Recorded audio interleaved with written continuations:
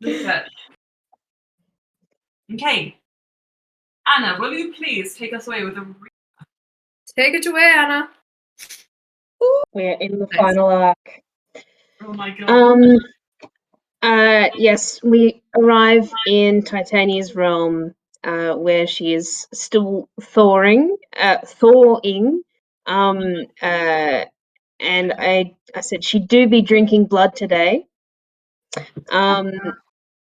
Okay, forgive me if I missed something near the beginning. Bluey learns that Melas is literally destroyed along with the tears, and distressed at the uncertainty of Melas's people in Brian's Druid Grove. Though Brian is very good at magic. Fingers fucking crossed. Fingers crossed, Brian. People of Melas created Carmentrand. She might still be able to help us, but we have a limited amount of time as all sorts of entities weaken and fall and rifts open, and the myths will become less effective. Brian promises something to Titania that we don't know about. In exchange, I think, for safe transport of Valis back to Giral and Karul. When they speak alone, Lorenz double threatens Brian. Brian gives who we find out to be Karul an opportunity to kill Brian, but Carl is waiting for another opportunity, it seems, and tries to kind of instill doubt that Loran, when he wakes up with his proper memories, will actually go with us and not steal Brian away. Rest of the party senses something off and does find out the double is now Karul. Because because he's learned from his mistakes. Yes, thank you, Brian. Thank you, Ulster. It's very appreciated. Karul unfortunately ate the flowers, and could therefore perhaps be bound to the realm. And we learn effects on Karul carry to Loran, which is not great for venting or anger issues out onto Karul, because we don't want to hurt Loran. Perhaps there is a way, if Loran, when he awakes, there's a way to convince him of coming with us, because the legend would be so grand, and if that were to happen without him, that would be a tragedy.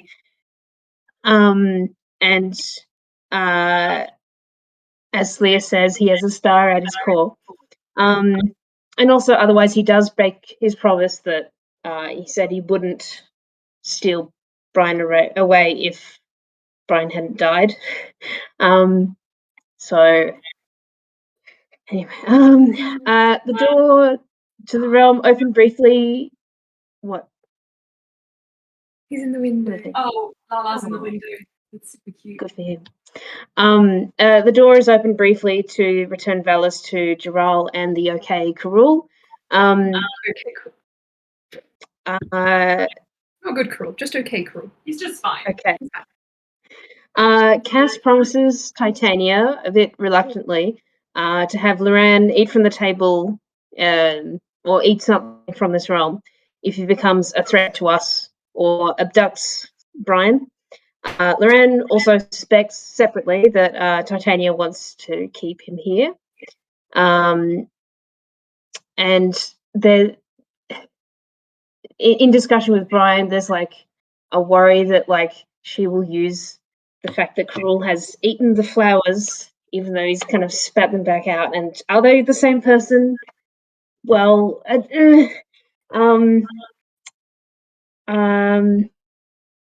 yeah, Brian mentions that OG Loran made a promise to not abduct Brian if he didn't die. Current Loran offers to have himself killed, which Brian absolutely refuses. I think Brian also learns that Karul was happy that the doorway was open slightly because he wanted to be sensed by Alan.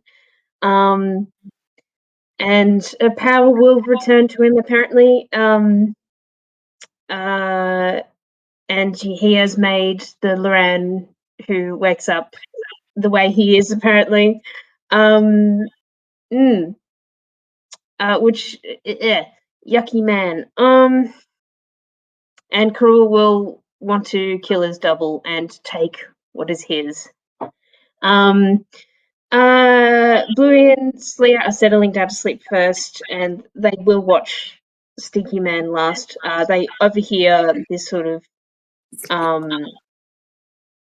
oh, did I add that? They overhear.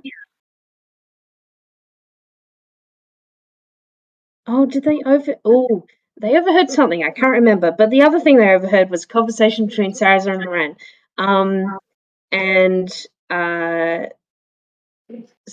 and we know that Saraza will do something if for Loran if all hope is lost, and it's up to Saraza to reveal what that is. Bluey's very very fidgety. Slee Mezin checks Bluey's hands. Her hands are not harmful. They can still articulate. There's still joints in there, but the lost scales are returning as painite, at least. Slee also hears out Bluey's worries. We must keep trying. Loran recreates kid drawings, which is very sweet. Sarah says, nice things. Sarah is a good mentor. Cass, in a separate space, in a hut, with Brian Loran, sort of says, trust me and don't try to kill me or the others, because she desperately does not want to follow through Titania's orders, but Titania is also very powerful and her patron. Loran seemingly gives permission. Yes, when Brian's kind of upset, Loran gives Cass permission to feed him a little strawberry if he attacks any of us. Yes. But I believe that is everything. None of us have gone to sleep yet. Yeah. If there's anything else, anyone? Is there anything else? Any other parts you guys want to add on to that? Cass never promised Titania that she would do it. She just took the strawberry and cried. Yes. So. Yes. Okay. You gotta love the crying that happens in this game. Yes. No. Cass is very much like, we'll die rather than force feed anyone to stay stuck somewhere. So. Right. So okay. One moment. So fun. The disappointment crew. The feels are real and the tears are falling. Yeah. I mean, all I can say is that you guys signed up for this game. Could you know that it would take 5 years and lead you here? No, but none of you bowed out. 100% in it to win it now. And we win by showing up and enjoying ourselves. You do. Exactly, you do. So, you've all showed up. Let's see how much we enjoy this suffering fest. Okay.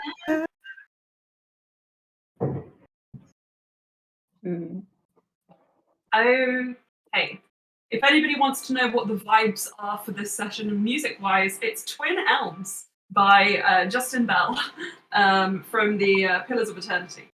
It's great. Now, as Bluey says, pretty much exactly where we left.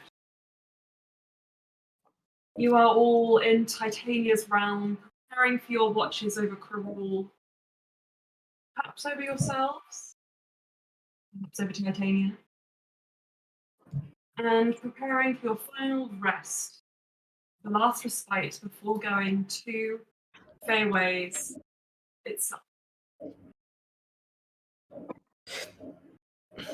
Bluey and Sleanne, you're lying on the moss beds, preparing yourselves, your bedrolls, whatever you need to sleep. Cass, you're crying.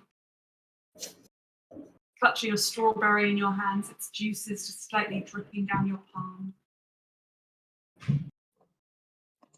Sarza watches over. Ulster and Loran. I believe you're also with him. Yeah.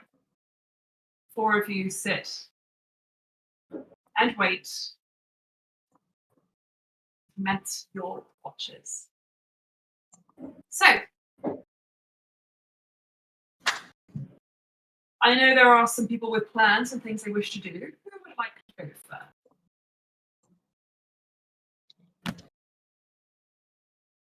Cass wants to speak to Brian, but I'm happy if anyone else has anything that they want to do. That's First. fine. It's safe to get you guys back together. Cass, kind of gathering yourself, wiping your tears as best you can, being careful not to get any of that juice in your mouth or in your eyes. What do you do with the strawberry? I think Cass is going to wrist pocket it away, but she's going to speak to Brian, and if Loran's there, she's going to be happy for Loran to be there for the conversation, because it's kind of like following on from their conversation. So, you wrist pocket your strawberry. Stand up. Start heading back to the group. Karul is between them all, like a stubborn weed.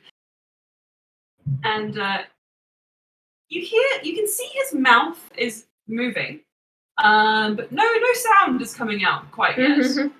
And it's perplexing for a moment. And then, with your natural kind of magical abilities, you sense perhaps a silence spell has been cast upon him to prevent him from antagonizing the three watchers, Sarza, also on the round, any longer.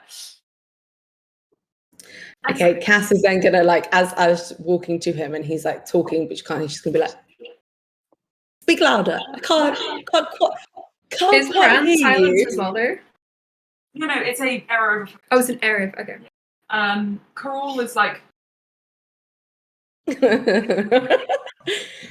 Cass, what Cass really wants to do is kick him in the face, but she won't, because obviously of the effect that would have on Loran. But I think the intent is on her face. So understood. Ulster is sitting and watching. Cass, you're upon the scene. if they're watching Karul, can Karul hear what we're saying? If the silence fell, does it work? No, he can't. That's what I thought. He can't, can he? Yeah. Okay. In that case, Cass is just going to sort of sit, and she like looks at Sarah and is like, "Yeah, I guess you should be here for this also." She kind of, can I do a perception check? Yeah.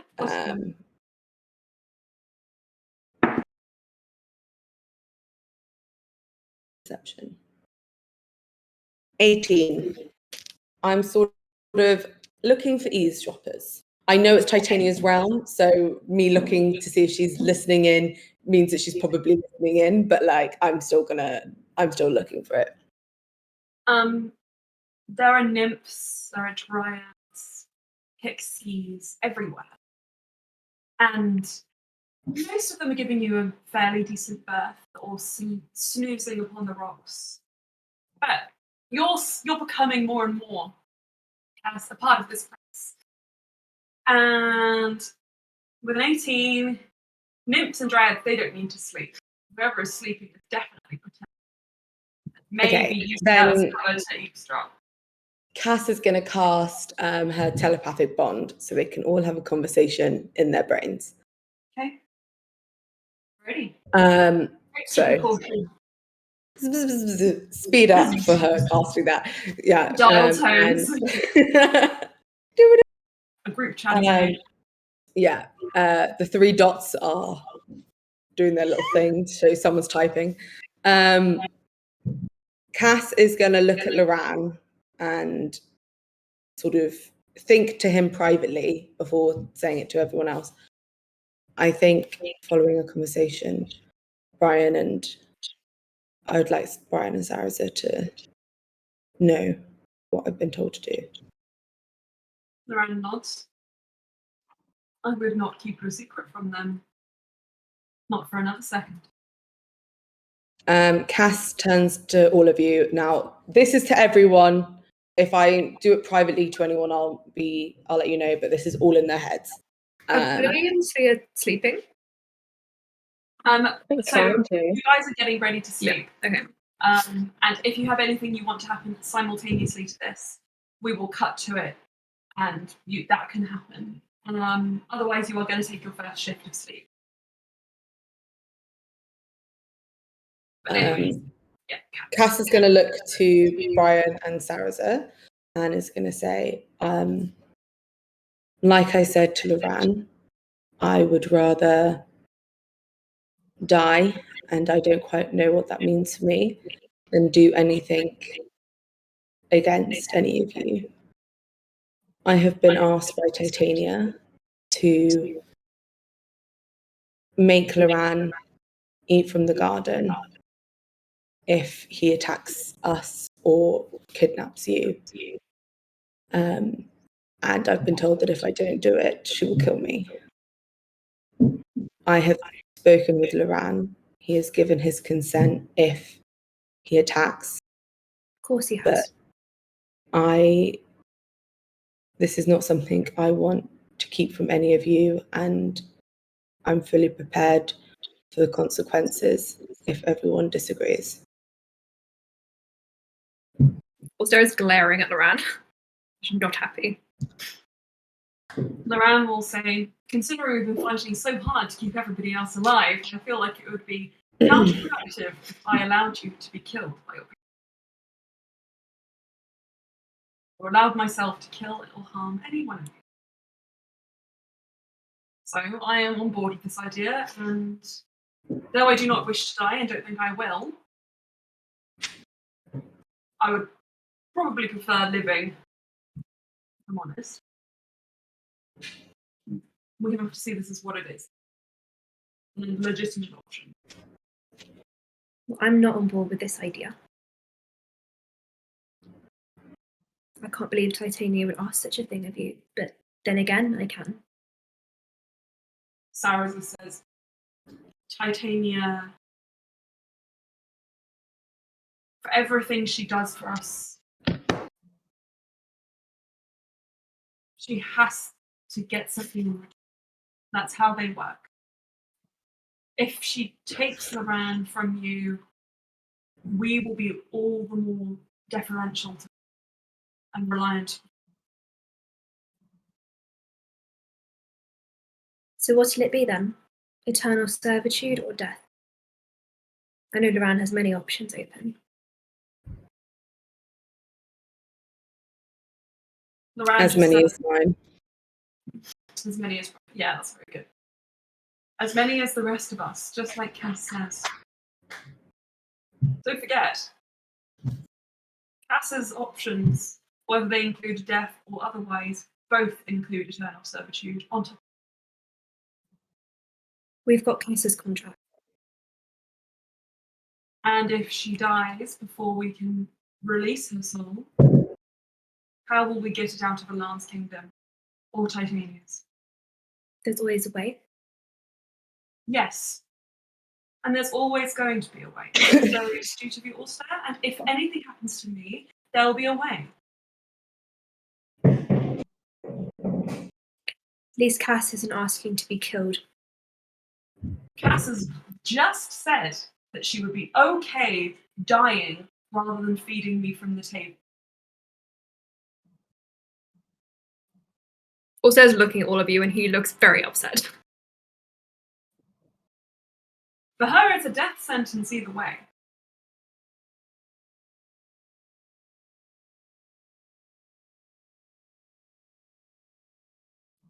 Also, the reason we're here is because you cared so much. You cared too much, maybe, about other people and your friends and you were self-sacrificial, and you would do anything to keep them alive.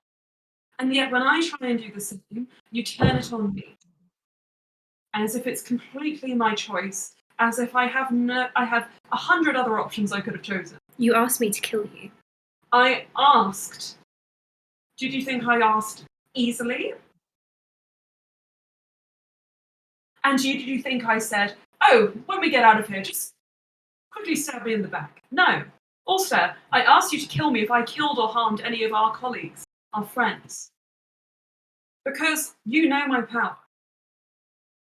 Cass knows it. And if I am affected by pain later, you're the only one who could get through to me. Maybe some. There are other ways. There might be, yes. But if anything has to happen, I don't know whether I'll be able to consent to it when I'm out there. Then I won't be a part of it. I already know you're not going to be. Also, the point is this. You preferred it when I was completely devoted to only you. I did not prefer that. Or maybe you're realizing what it's like now. What it was like for me. That's enough. You're right, it is. And Loren's going to stand up and he's going. Also is going to stand up and he's going to sit in the sphere of silence. Cass is going to look at Sarasa like, did you know about the death request? Like, fuck me. Sarasa's like, yes, so Loran asked me to temporarily end his life should he bring harm or kill anyone. If he presents himself as an antagonist, we will bring him back. And you can tell when Sarasa says that he looks very pained.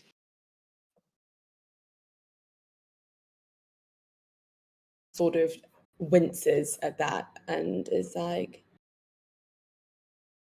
I can't think of a different way, but none of these ways should be used at all. Sarasa nods and then just says, Cass, I wish it could be different for you as well. It's a cruel choice. Yes, I wish my masters would stop asking me to do things that would harm my friends. Well, at least there's one guarantee. If any of us end up here, because Titania wants us here, and he looks around. Better than hell? No, definitely. Even if I have to spend eternity as a mushroom, that's still be better than being with Alarm. But at this point, I'm not sure where I would end up.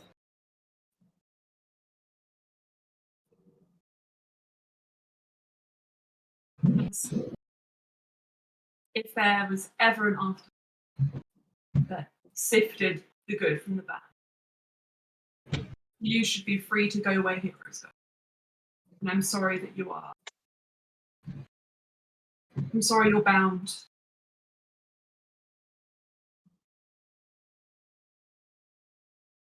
Cass will give like a small smile and then just give Sarasa a hug. He's a hugger. He'll hug you back.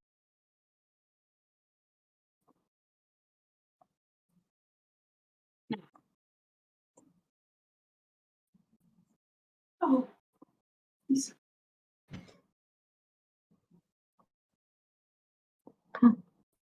Stretched out. stretched and long.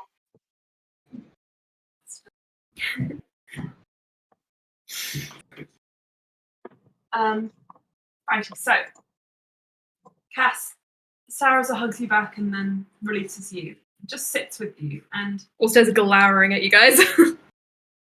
he looks over at you, Alster, and then just beckons you. He shakes his head. He stands up and walks into the silence right in front of you. I'm going to show you what he does.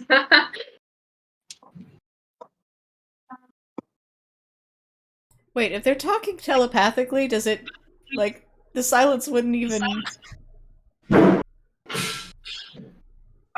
Sarah's picks you up like this. He starts flailing. Like, get off! Sleer, very good question.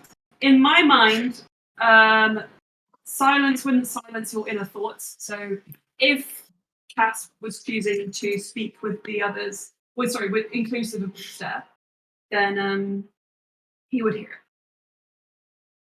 it. Also is wriggling. He's like, get off. No. Steps out of the silence and just says, Ulster, you can't ignore your feelings. Get off me. No. Put me down. No. I will hold you. Oh my god. Look at his face.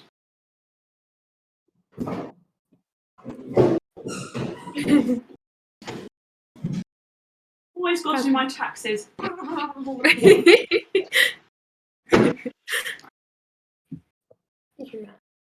So he steps out of the circle of silence and puts it down in front of Cass. And Sarata says, I'm not very good. Yeah, you're not. Yes, well, I deserve that. At complicated emotions. And all of this is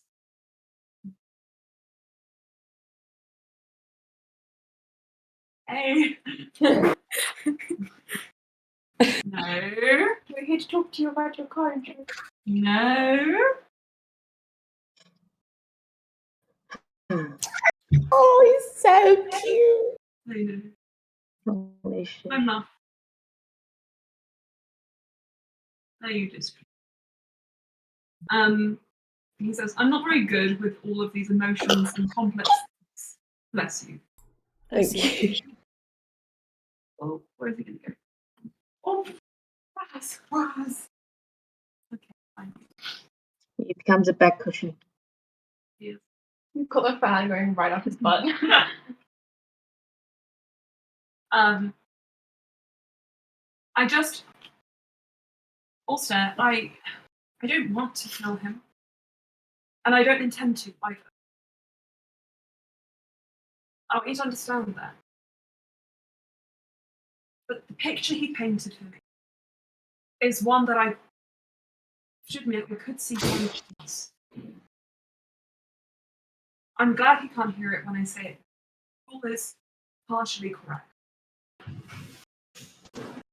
Painite might have changed him, and he was already volatile. If these last few days haven't been enough to sway him back to our side, he would be a real threat.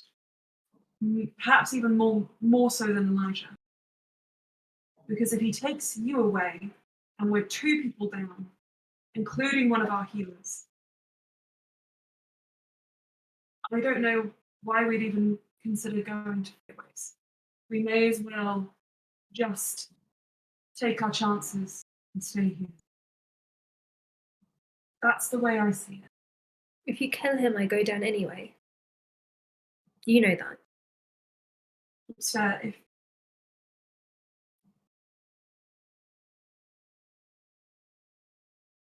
you go down, you have to live so that he might live again. That's the only option. I don't think you get what I'm saying, Sarza. Trust me, I do. I do. You'll die of heartbreak, but for Fae, for elves, that takes years. And remember, this is just if we have to kill him. He will be dead for minutes. Like last time. Not to mention, Ulster, any one of us might die in this fight anyway. Including Loran, even if he is on our side. We've known that for a long, long time now. You must survive. if any of us want to return. Because I have a feeling that Sleer's not coming back. I have no idea where Neff is. And you are the only one among us with the power to resurrect the dead. My father can do it. But your father, stricken in grief, would he not wage war against us like he was going to against Loran? I don't know, Saraza. And we don't know. We're uncertain, it's true. We have to promise each other, all of us, and he looks at you two things. No matter what beholds us, no matter what promises we've made, that we will try and survive this. I've made a promise like that before and I did not keep it. To friends that have died long before. I spent my whole life paying for that, and I will not waste another mortal lifetime doing the same for all of you, if I even make it back.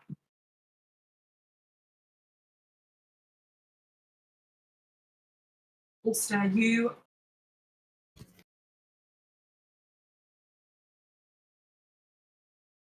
I don't think you realise how much of a glue you are.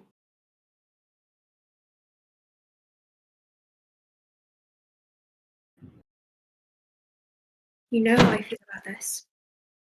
I think also I will take the locket from around his neck. I don't want to use this either, but... And he's going to put it in Saraz's hand.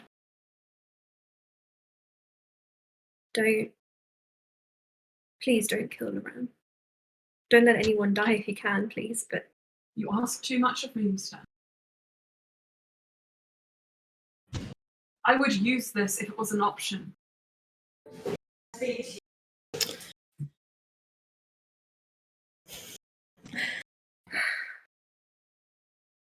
Ulster will reach up to his hair and he'll pull out a chunk of it. And he'll give it to Cass. If he's gone, then I'm gone. I can't promise anything if he's dead. I understand. And I don't want that to be what happens. I've said that I would... Well, I never promised Titania anything. And I haven't. And even though Loran has said he will, if it needs to, I don't... This isn't just his choice. And I don't... I think Cass is gonna just be really frustrated and start just put her head in her hands, and she's like, I don't want to die, and I don't want anyone in this family to die. What if we find a different... What if we put... Is there any way we could put Bikatar anywhere else? He's technically dead. Can he go in my bag? I don't know.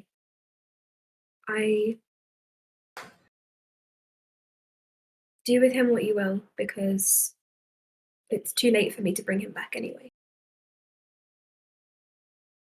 It would be more kind at this point to just put his soul to rest.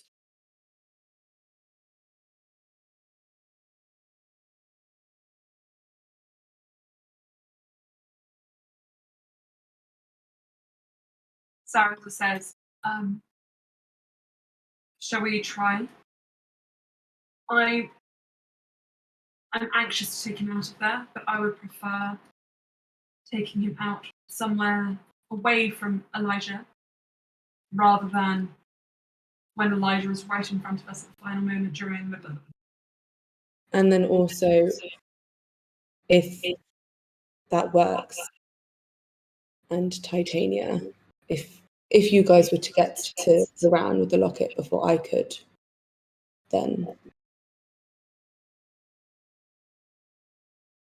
Yeah. You do this away from Call. I'll stay and watch him.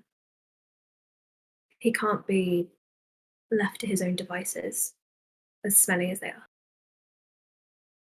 I think Cass is going to see if she can hug Brian, if he'll let her. Also, And, she'll whisper in his ear. Well, no, in his mind. This has all been in their minds. You are my family, and I will never betray you. Also squeezes her a bit tighter, and he just folds his hair into her hand. Good luck. I will get back to babysitting.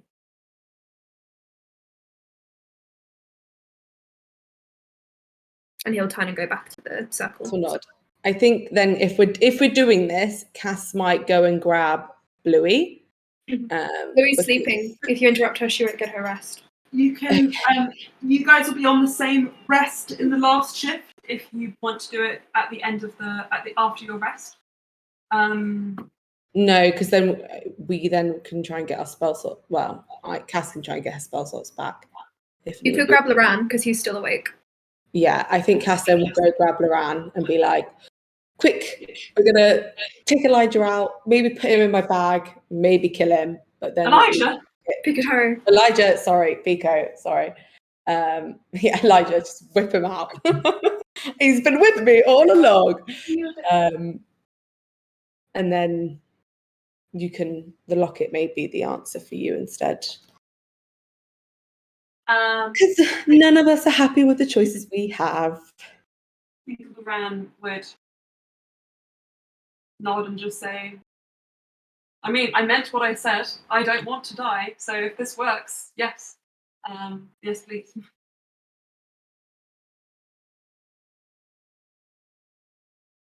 So you are going to... How are you going to do this? I have a spell. I'm just going to see something.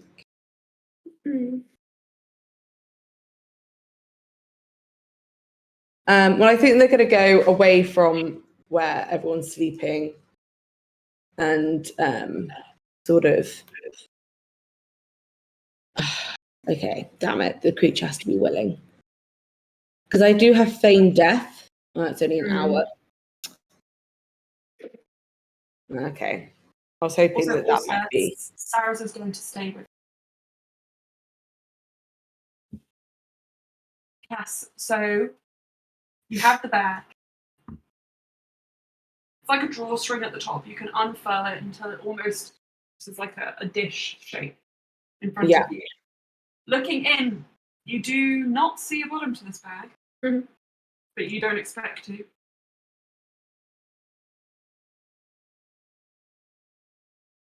Loran says, we're going to trust this then?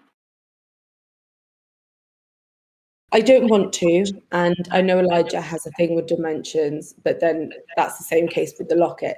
So it doesn't really make a difference what pocket dimension we keep Pico Taro in. Elijah can probably access all of them. But if we maybe truss him up, gag him, tie him up. I mean, I think we are perfect. Somehow, I don't know why I have. I don't know what you're talking about. No. I'm just also thinking if we can try and do a sort of charm spell to try and get him to get him to be a bit more compliant. Well, I think considering you have an affiliation with the Fae and I am Fae, I think we should be able to do this. Certainly. Cass has a lot of charming stuff now. But can't you charm the undead? Right. What if the undead doesn't know they're undead? They kind of. He does know. Anyway. My thoughts are Cass can also control the dead. So my thoughts is Cass has tried to be like, you're mine now. What? Sort of vibe. What are you talking about? I don't know who I am. Right, so. That was Cass's thoughts anyway, but she doesn't think it will work. But if it does, that's no harm in trying. I was Yeah. in front of the fan. So, Cass, you prepare the locket, you prepare the bag, you plan your charms in your head. Are you ready, Lorenzo? let's remember that when we put Pico in the locket, now I'm just recapping myself. He knows he's dead, right? Yes. Because Aelin, Leah let it slip, right? You let it. Yeah. But he wasn't. Did he go in willingly to the locket? I can't quite remember. Or was there or did he know we were putting him in there?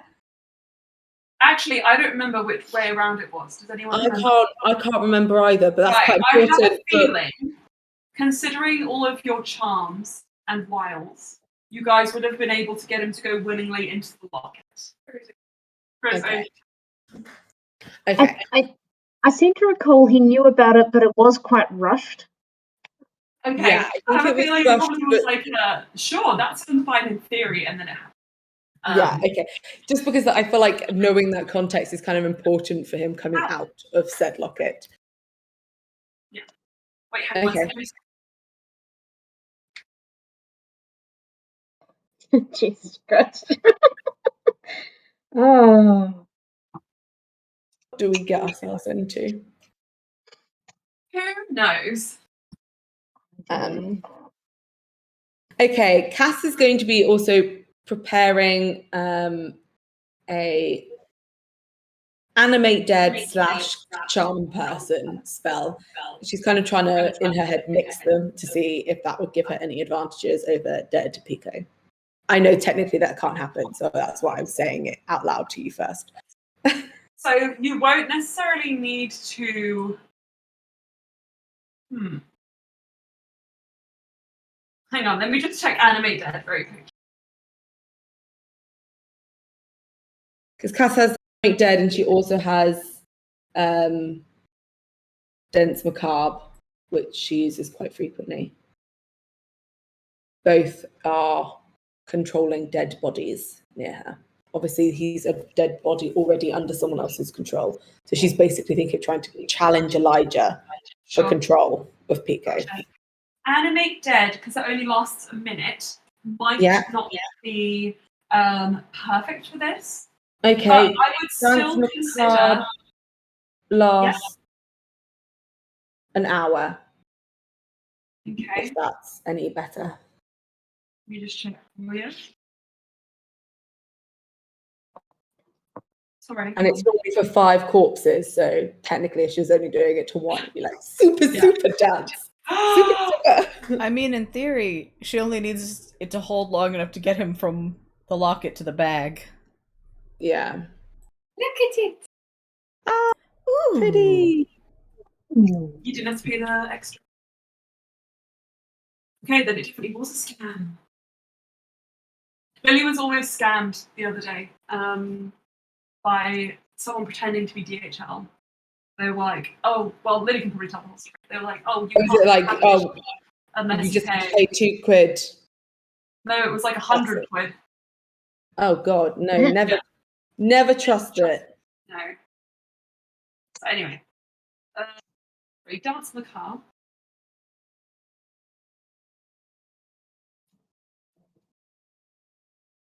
Okay. Okay, let's do it then. Dance macabre. Sure. I think that's probably the best one. And it's also funny. Yeah, come here. It's also raining, guys. I'm so happy it's raining. Yay! We desperately need it. It has been It's rain. What is it? super dry. It's stress, guys. Hey, Oh, my You look goodness. lovely. It's Is so this just for pretty. general or is this for Emma's picnic? Emma's picnic. Nice. Oh, I need to It's go so and long. try Do the something. camera down, Emma. Look how long it is. Oh my god. You Hello. might have to get it turned up. Yeah. But it's supposed to be really long, so. Pop some shoes on when you can. And do platform You're just going to be wearing like that all day, aren't you? buttons exist? Platform, yeah. Okay. Regency. Punk. I trust you, Georgia. I trust you to wear the most floofiest outfit you can imagine. Almost there. Hee hee. Puff sleeves is acceptable in pastel. Anyway, so dance macabre. Loran prepares himself. He doesn't do any magic or prepare any spells. He just stands at your side, kind of curious, vaguely amused. But you can tell he's just using this mostly as a distraction from the argument with Ulster before. And he just says, if he tries to attack us, can we, fight back? Because I don't really remember the state that he was in. I don't think I've met him as this person. He knows he's dead. Right. He went willingly into the locket, but maybe not knowing how quickly we were going to put him in there. So then the thought of being transferred from a locket to literally my bag may not be the best. Anna?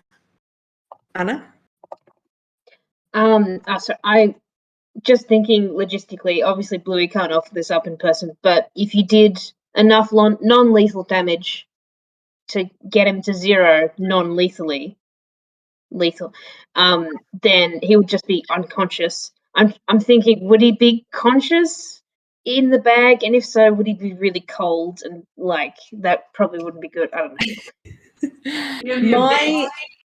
My problem is that if we attack him, we may trigger whatever Elijah may have stored in him.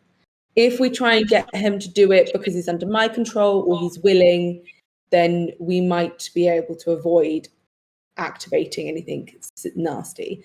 Elijah's very powerful. We need to sleep. We're about to go somewhere even more dangerous. I think if possible, we try and do it without attacking. If we have to, we have to. But obviously if he attacks us, then go for it. But I think I'm also wondering if we can put him into sleep. How long does that last? Only a minute. Sleep, it's quite a short spell. Why isn't there a spell that you can just knock someone out for like an extended period of time? Sorry, what did you say? Punch him in the face was Lily's suggestion. Rip a really bad one. If you're really that concerned, I reckon we just quickly wake up Bluey so that she's like in the area and can just sock him. And then if we have to, she's probably the best chance of getting a one-shot punch knocked out on him before he can retaliate. And then we just shove him in the bag. Cass is going to teleport over to you, Bluey, because why not? She hasn't done it for a while. So she's going Moran to... will do the same, 5 feet or 10 feet away. Oh, Baz is going to play now. Oh, if you're that close, then Cass is just going to chuck a stone at you. Just be like, wake up. But I thought Cass wasn't... I felt like they'd moved away. I don't feel like they were 5 feet away from their sleeping friends. No, I'm joking, by the way. I was joking. You drop a stone through one of your rifts and it inexplicably hits Bluey. No, you can teleport over. Loran will follow. You appear before Bluey and Sleer. I'm sure you guys are doing your best to snooze. But if we are going over to Bluey and Sleer, before we continue, they've been up to. Guys, before you went to sleep, is there anything that you've done, any preparations you've made, anything you wish to accomplish? You know what? Some of this stuff that I think I wanted to do would be best before sleeping, but it would also take too long to do before sleeping. I think Bluey at least would have wanted to go to bed with the intention of Dream Realm. Can she get in contact with Lapis? That's a thing. But also, more importantly, can she kind of like be thinking of perhaps pray to mentally shout at Asalios? So the way that we'll do it then, so because I know you're worried about time and I don't want to rush you. Before you sleep, you prepare you'll have to prepare an offering for somebody else of some description. So perhaps just laying out your sword and like taking time over it to like clean it and prepare it for battle the next day, because that has a connection with the Asalios. And if you want to try and contact Lapis, you'll need the blue piece of paint if you still have it. Okay. I think Bluey does still have the blue painite. I think she would. I think she's thinking of Asalios first and foremost. Sleep with paint under your pillow. Yeah. Princess and the Painite. Yeah.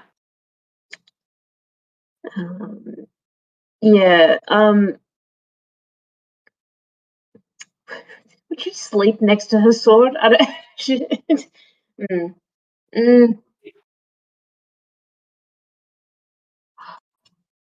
I think that's ridiculous as a suggestion. So you sleep beside your sword and you put the painite under your pillow. It's fun. I'm so sorry. Hold on a moment. Make me an intelligence or a religion check. You can choose. Oh, she's been called away. Oh. Bye-bye.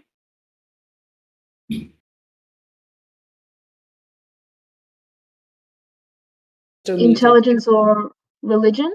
I believe they're the same. I think she would be going for a religion. Where's R? Oh, it's 16. Okay. With a 16,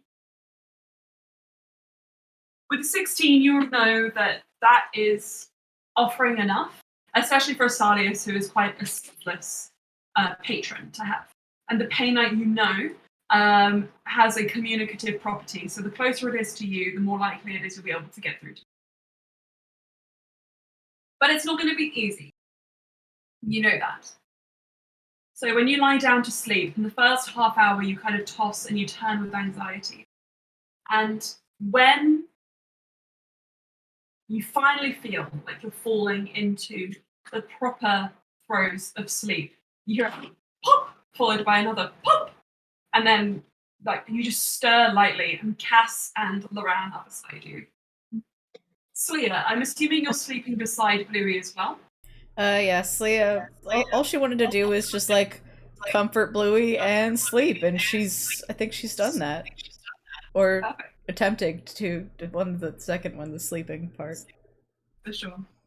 It's up to you how heavy you are sleeping. Oh, I think Sleia's probably... She's had an emotional kind of time. She is out like a light. Okay. You are dead asleep. Bluey, Champion. just feel one eye open and you see Cass and Loran beside you. Loran smiles at you and says, "Hello, Bluey Sparks. We need you. Very, very briefly, and then you can return to your rest." Okay. Cass is going to grab her and then, boop, you're gone.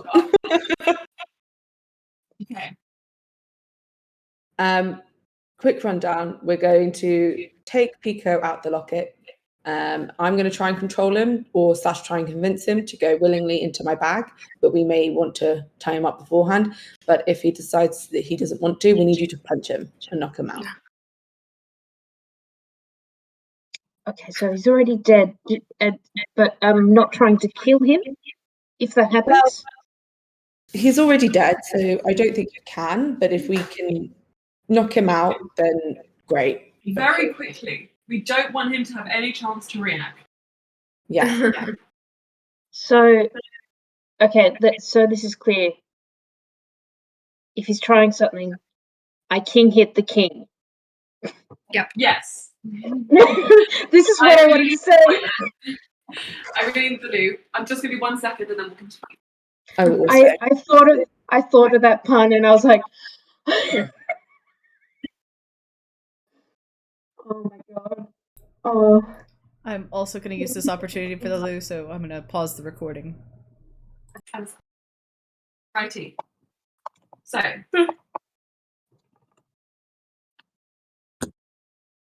We haven't gone through anything on my checklist yet, by the way, and I really think that's neat. Come on, guys. So, Typical the three of you DC. now, poised over a bag. We've only been playing for an hour. That's true. I know. I have my my timer's only just. So there's plenty. There's plenty of time. Exactly. So, as you are poised over the bag and the locket, Bluey, you prepare your fists. Loran prepares his charms. Let me guess. And Cass, what did you say? No, never mind. And Cass, you prepare your dance macabre. Dance for my puppet. Okay. So, as you prepare, who opens the locket? Cass, because out of everyone here, technically Cass is good friends with Pico. There you go. More so than Loran, because he was in and out of the first campaign, and Fair enough. definitely more than Bluey. Very good. Right. You pop the latch on the locket and it springs open, and from it bursts a. Now, you are in stasis when you're in here. But looking at Pico Taro now, you really do wonder how you never realized he was undead, because he has around his eyes just the greyish tinge of decaying flesh.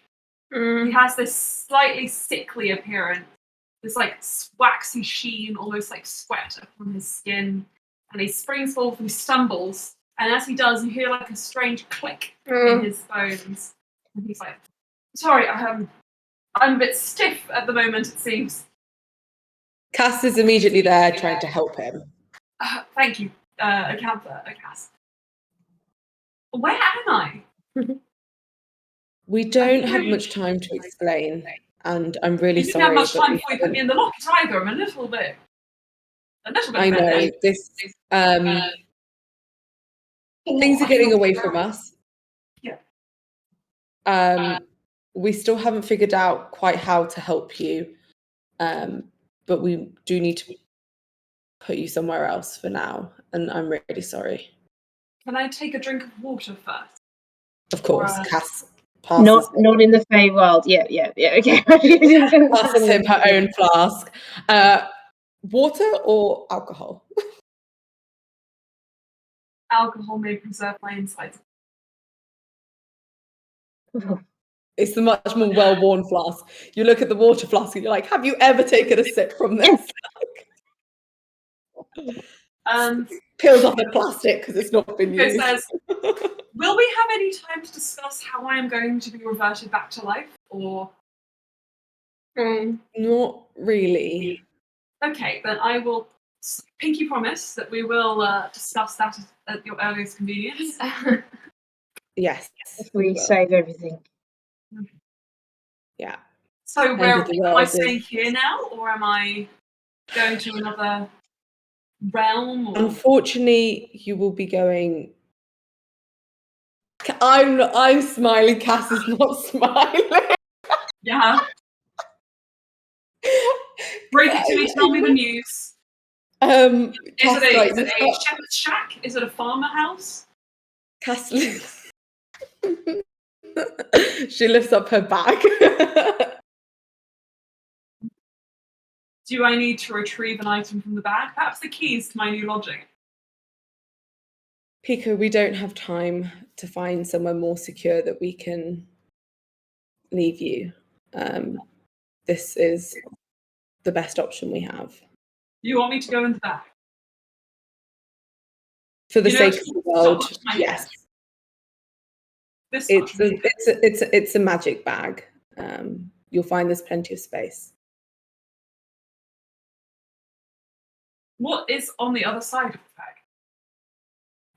Lots of little dimensions. So you'll have your own one, and I can put some nice things in there for you. Right.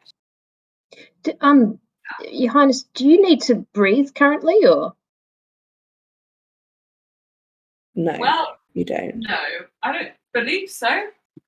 Considering the truths that were revealed to me before my stint in the rocket. I'm so sorry for the nature of that question, but It's all right. There will be a time, I'm certain, when you will be free from your preoccupations and we can figure out a way to restore you to them. When that time comes, I assume you will work tirelessly. And remember the sacrifices I've made. Okay, wonderful. Right then, to the bag, he says. He's trying to hold a brave face.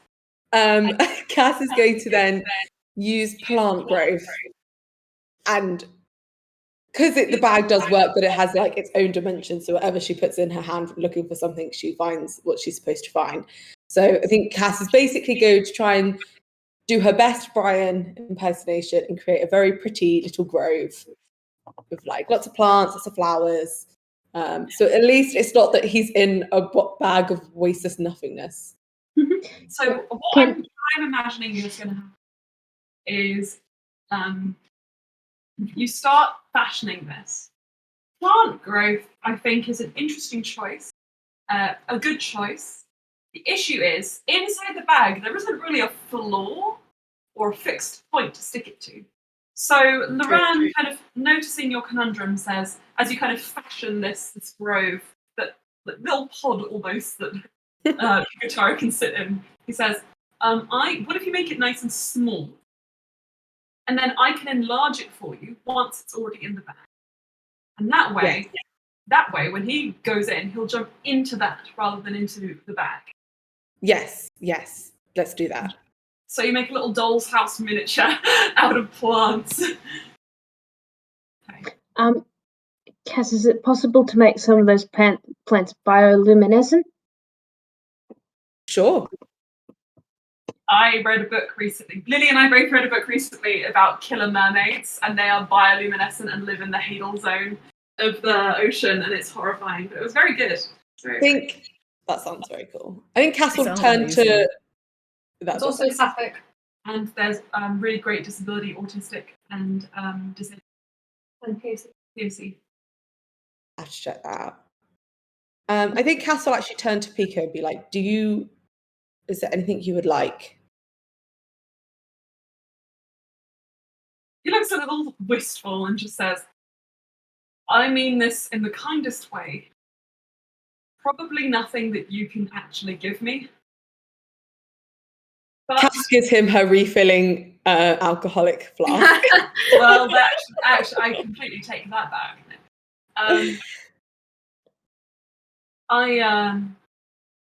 Also Shrek's dead. You're really gonna go there? Also's not there. Well, I would only ask this. Perhaps a book? And Loran says, funny enough, he'll pull out the sequel to, the prologue, because who wants to read a sequel, not the first series, to By the Light of the Shining Sun. Oh my god. Yeah, because Pico wants to read about Ulster having sex with multiple random people and then a surrogate Loran. No, what's funny is Danielle actually made up her own mythology for how Ulster came to be. And there's someone called Vesta. I don't know anything about this. Here you go, and it's all the frost in all the world. Thank you. I'm going to have to. My mum wants to speak to me quickly. Sorry. That's fine, don't worry. So, Pico Taro takes the bag. He looks at you, Bluey, and just says, Bluey, don't get me wrong. I don't mean anything like this. You knew Trechamus. He was one of my most loyal subjects. And not that well, but particularly spending time in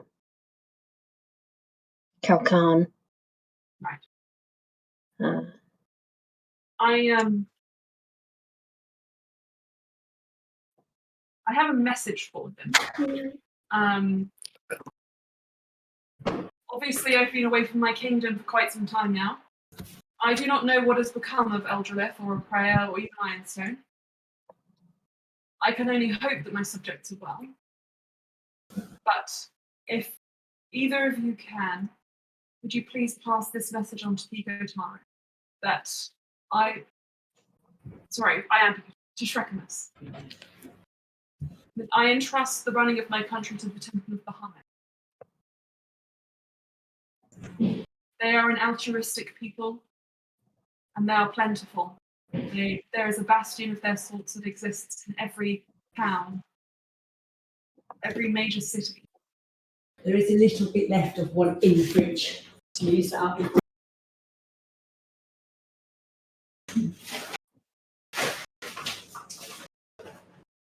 Right. Well, I trust you with my message and with my life. And this looks bizarre but interesting. I will. Distant Ulster screaming. Yeah, Cass is gonna sort of. Yeah. She's made it as nice as she possibly can. Got a couple of books. Got endless alcohol. And yeah. Surely that would be fine. And Danny Wells' books are like 600 pages. 700. So he's gonna be fine. Oh god. Lala really looks like he's just dead. Dead. I think he's a bit hot. Oh man. Got the fans on, so he's fine. But yeah. Wait, Mum, come on.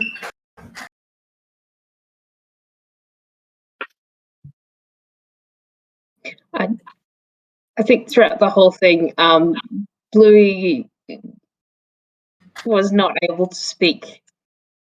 Yeah, to be honest, Just I for- forgot we killed Trechamus.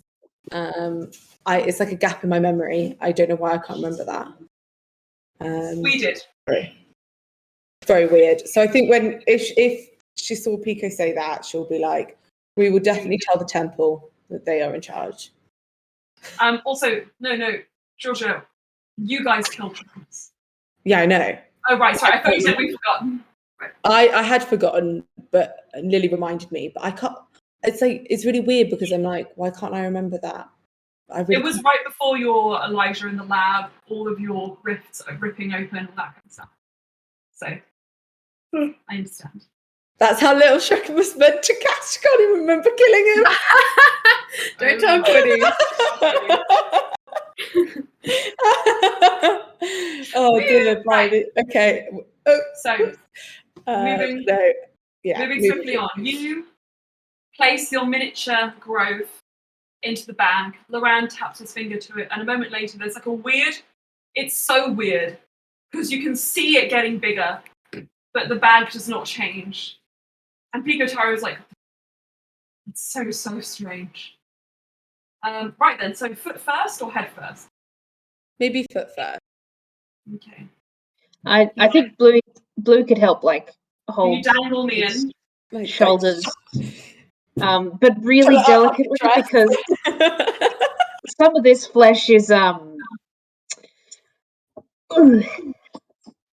I would like to be dangled in, so I'm going to just brace, and Bluey, you're going to take my underarms. Yep. Salmon, and he sort of wriggles into the bag. Hmm. Goodbye, guys. Please get me out of here soon. I swear I will get you out as soon as we can. He plops down, and you can kind of see him looking up at you from inside the bag. Laran just throws one of the books down and hits him in the forehead, leaves a weird, like, sloppy dent in his undead face. He's Cass is gonna like look at Loran like, I didn't mean to. But in case he wants the sequels, he throws the next one as well. Oh my god. Loran, why do you have those? And he says to Ulster's voice on the wind. You throw down the flask. You pull tight the bag, and when you lift it up, it is weightless as ever. and The a locket lot is better open. than I thought. Loran nods. Thank you, Bluey, for helping him shimmy in there. I'm glad we didn't have to knock him out. Yeah. Sorry for waking you. Are you okay?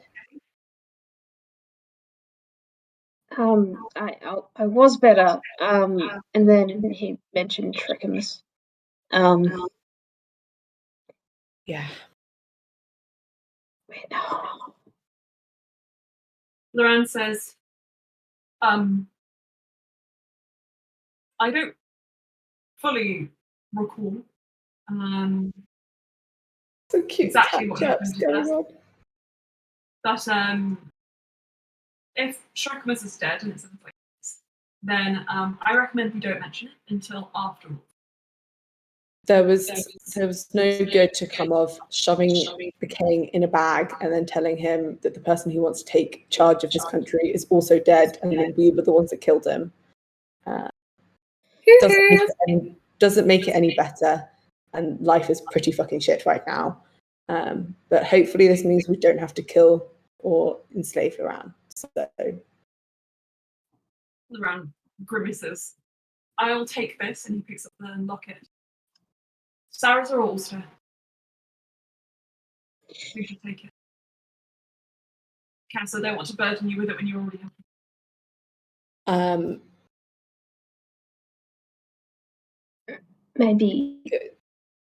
Maybe Ulster, and if he says no, Sarah's.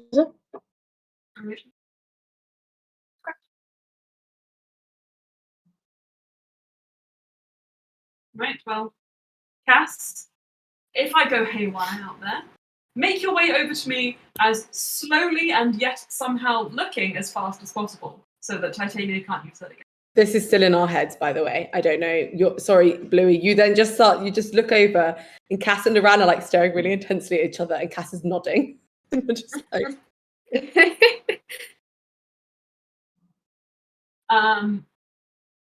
turns to you, Bluey, and says, "Rest well.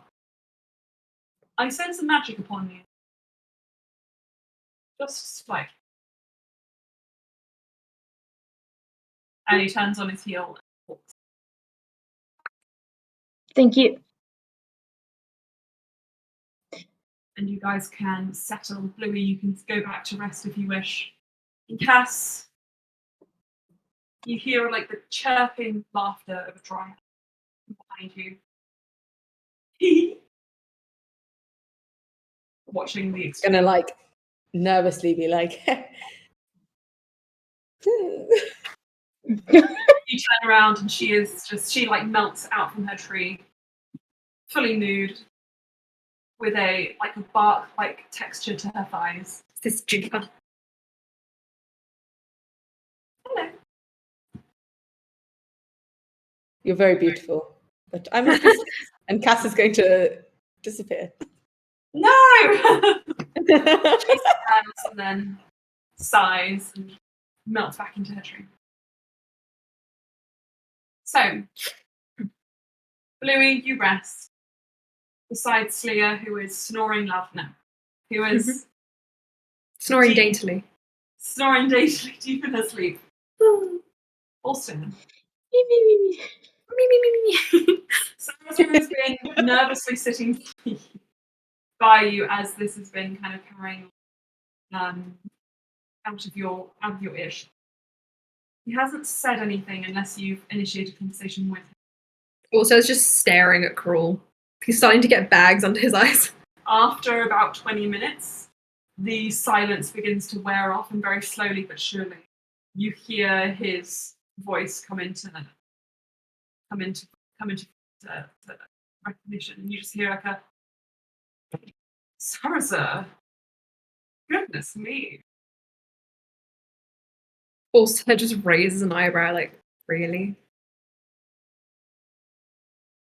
You really know how to pick him. Inside check. Mhm. 23.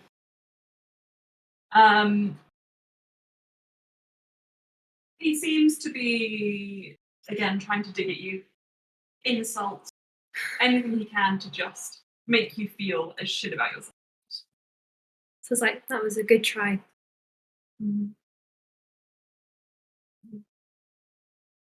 So that's how thin that self-righteous act of yours was. It only took the threat of Loran dying to put you exactly in his shoes. Will they mar your memory as well? Erase it, so that you might be like you want. I'm Maybe then not, you would hesitate before fighting me. I'm not in Loran's shoes because we have other ways. I'm sure you do. And he lounges back. Almost melts kind of into the ground. Seems to be slowly transforming, more and more becoming Karul and less Loran. You don't look so good. He says nothing. Also looks at Sarasa. Are you going to stare at my head for the rest of the time, or are you going to say anything? I'm here to keep you company. I don't want you to be alone. I'm not alone. I've got such good company. He nods at Cruel. You know what I mean. I appreciate it then. You hear a crunch in the undergrowth. And Loran comes back, swinging the locket from his finger, and it's open. Pigotaro escaped and is now wreaking havoc across Titania's realm. The zombie. Passive insight. Liar. I am a liar. And throws it back. Also catches it. That's for you. Thank you. I'm going to go and lie down. Okay. Don't fall asleep. Would you like to join me? He looks between Cruel and Sarasa. Sarasa just says, I'm sure Cass will. Okay. Then we'll be back in whenever we wake up. Loran nods. You guys walked off. Would you mind if we took a quick break just to get some tea, a snack? And then we'll come back in about 10 minutes. Is that okay? Sounds great.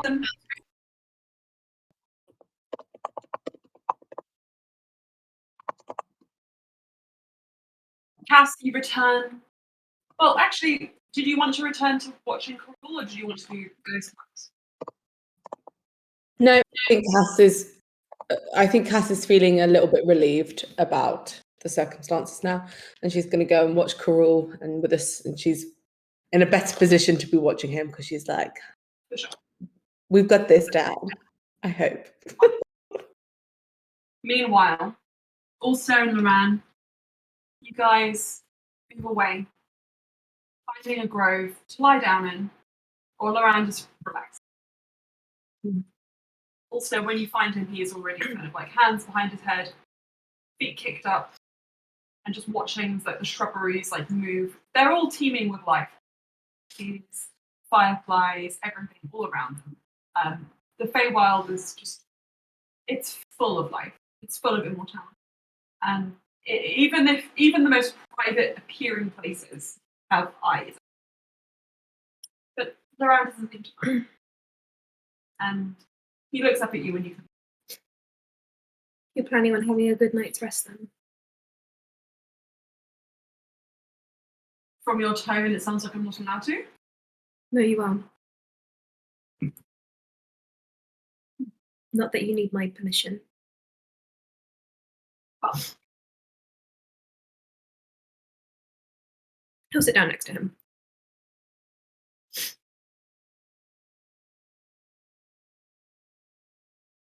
so I don't pretend that I know everything that's going on here. But I just want you to know that was not very easy. No, I can't imagine it was. Will you look at me and speak to me like you can? I do care. I care a lot. I know you do. But in one night, I found out that you want me or Sarah to kill you, and that you would happily eat Titania's fruit. So forgive me if I'm a little bit upset. This music's very grand.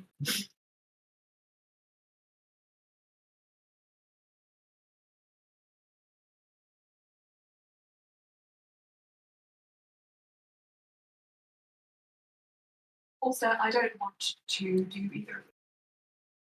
I know you don't want to. I don't want to do them. I wouldn't. Be a bit concerned if you were happy doing either of them. You pretend like my own life is easy for me.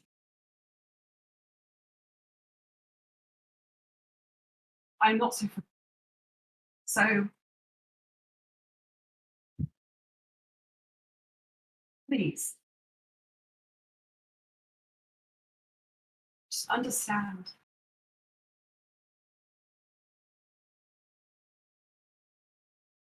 I feel like it makes logical sense to me. Because you're not even. I'm not even saying that I'll die forever. I'm trusting your power to bring me back. You can't make these sorts of decisions without knowing the whole picture. I don't. I can't know.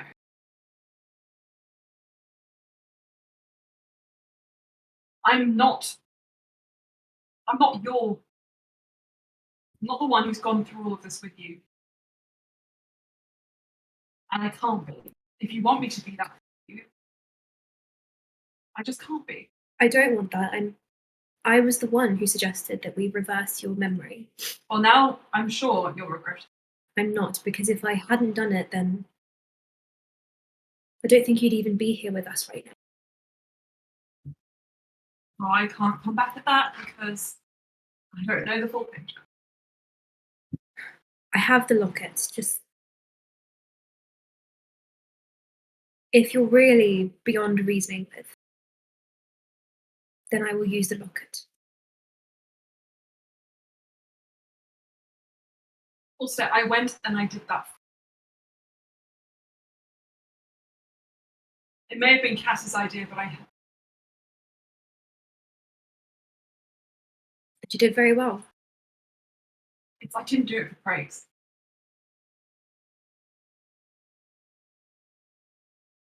I don't want our final night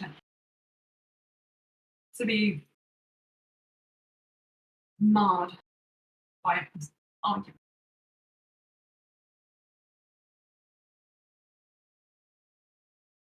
Neither do I.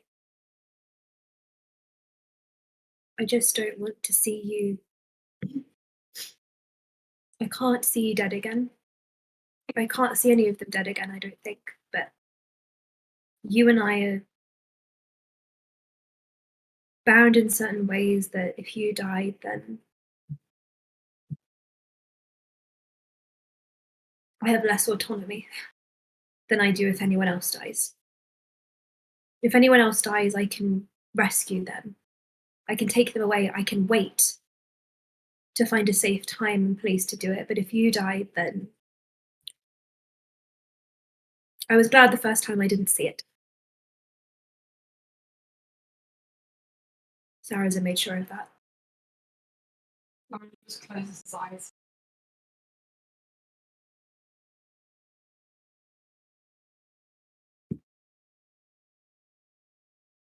I did the best I could with the information I had.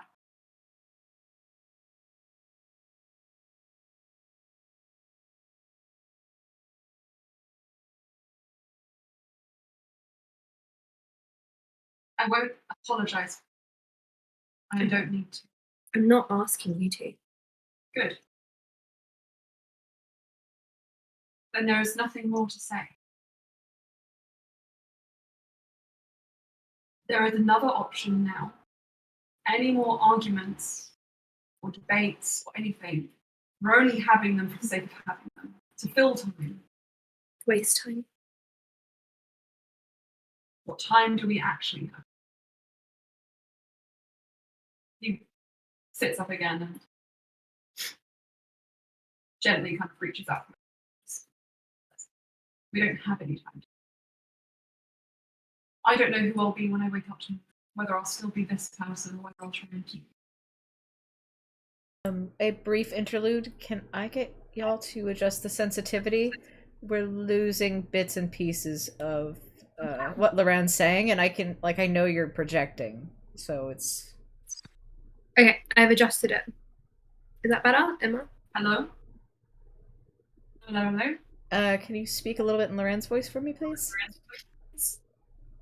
Hello, my name is Loran Tahane, and I am the best person in this country.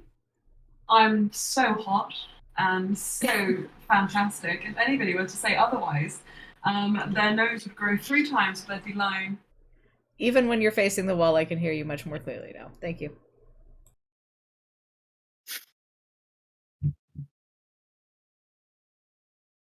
Loran takes your hand and he just says,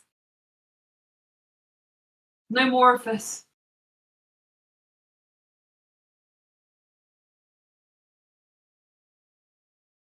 There is another option now. We don't need to worry about death, at least by Sarah's time. I hope not.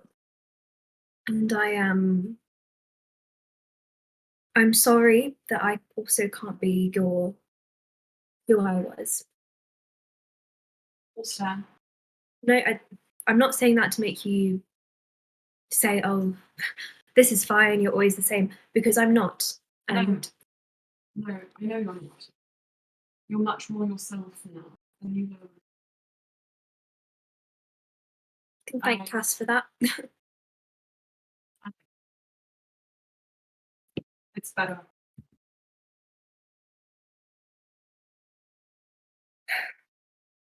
I love you. I am angry with you. But that doesn't change that I don't want to be angry at you on our last night. And hold on to this a little bit longer.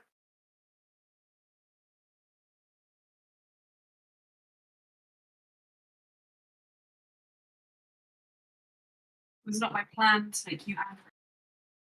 I did what I thought was best. I still think it was a sound decision.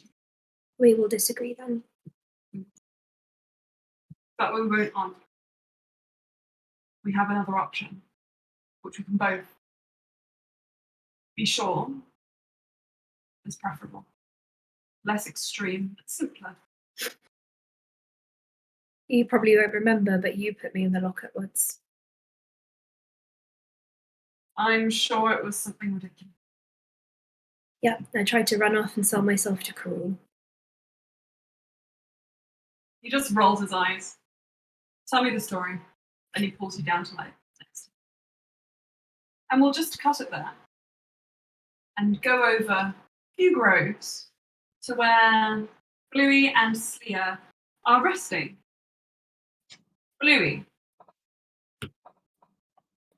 with all of your preparations before bed, now, as you lie down again, after being woken, you fall into sleep like that. A deep, grey sleep.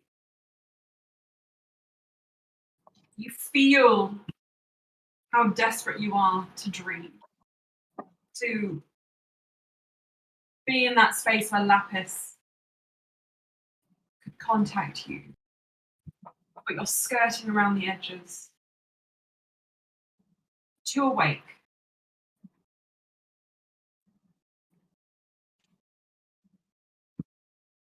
And then slowly become aware of your body again. First your toes and your fingers, and then your hands, your arms, and the weight of a sword at your head. And you look down and you can see yourself standing in this grey space. Slowly but surely it defines itself, and you realise that you are in that hall.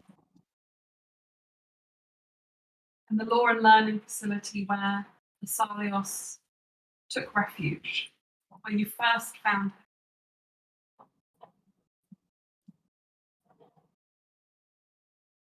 You can move here now and take a tentative step. But it's up to you. Would you like to follow up? Follow the path, sorry? Yeah.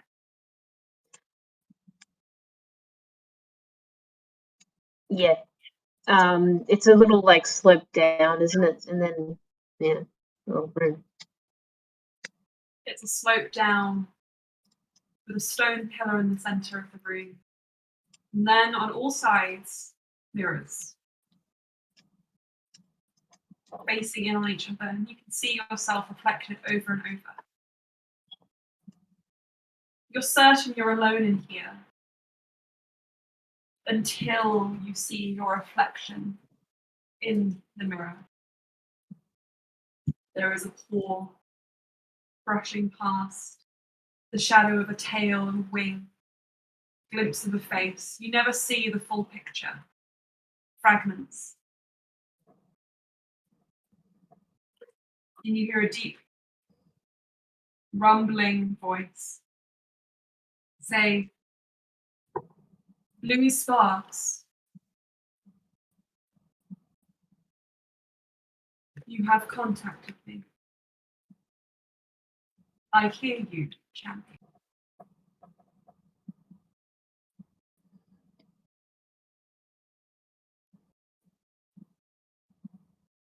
Thank you. Asalios moves slightly behind you, shifting, waiting for you to speak.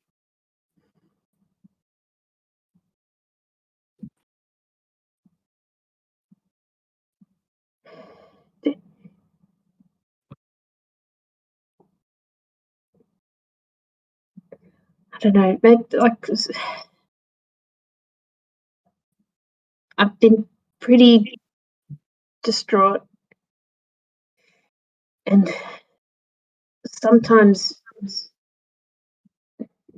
knowing more about a situation doesn't immediately make you feel better and can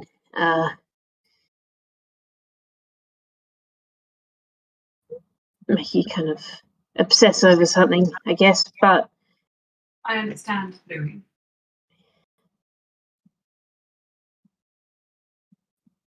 What is it? What is it that distresses you? I feel like I need to know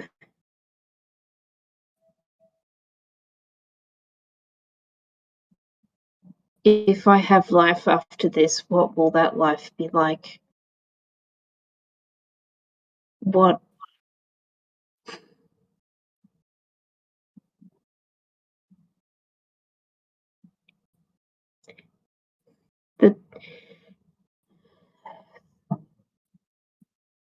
the town, my family.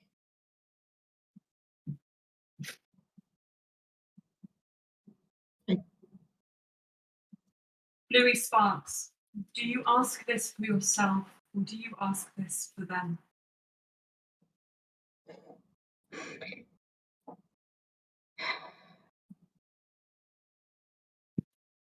I can't just honestly say it's just for them.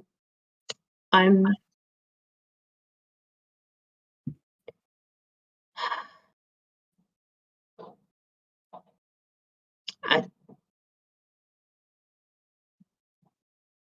feel like I couldn't bear the thought of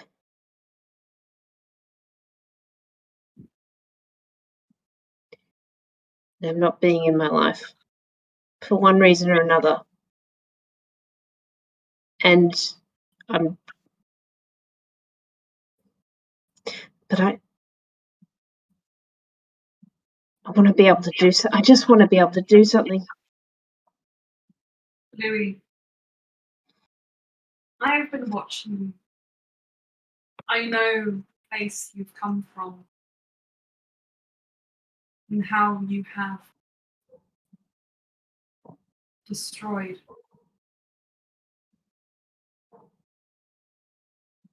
it.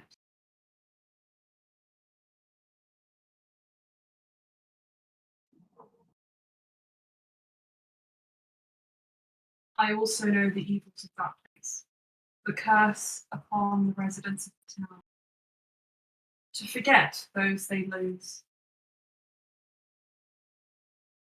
move on. Louis Sparks, I can tell you that that will not hold.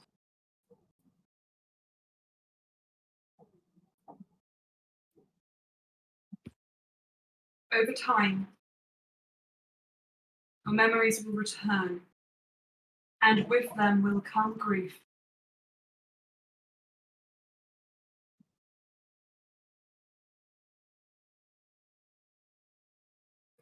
And then it is up to you what happens. What you're asking me, many have asked it before.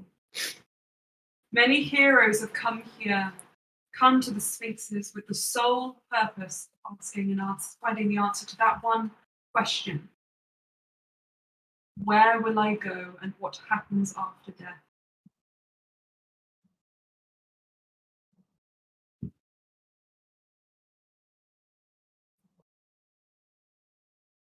For some, it's very easy to answer. Some people are wicked. For others,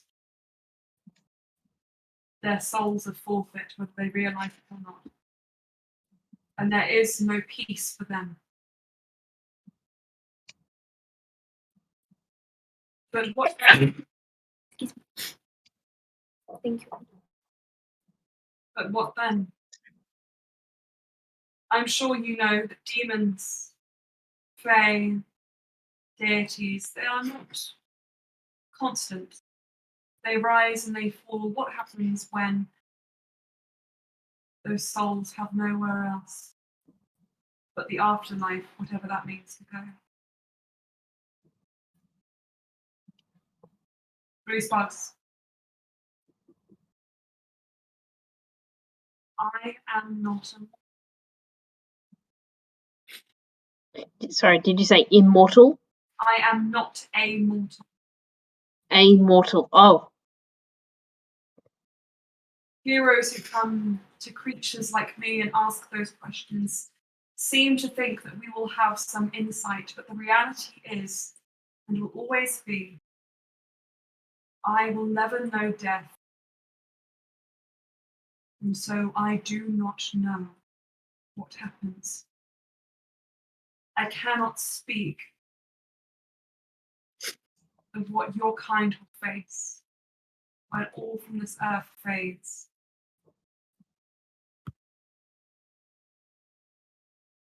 But I know that it is different. It is not this life, the absence of it.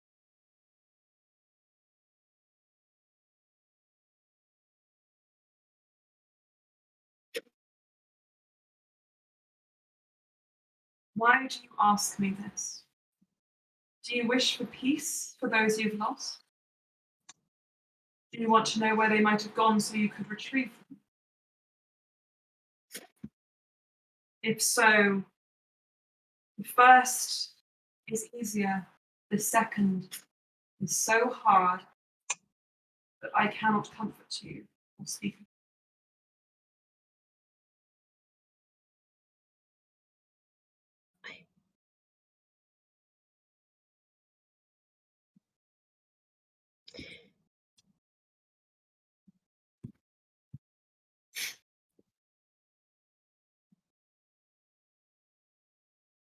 Leah in particular. Sliansu.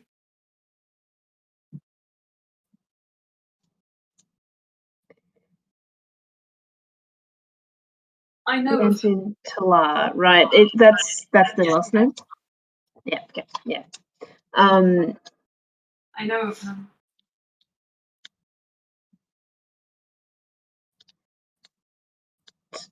People have probably.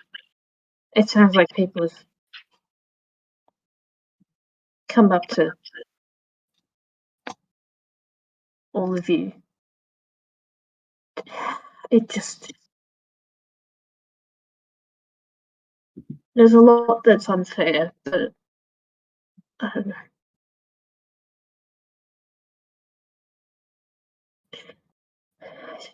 Just, and Louis, I can only guarantee you one thing.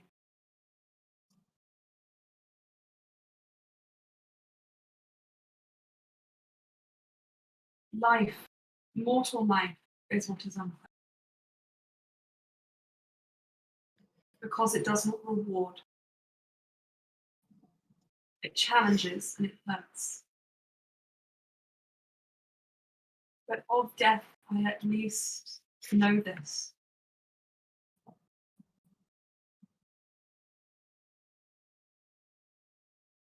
The good are rewarded.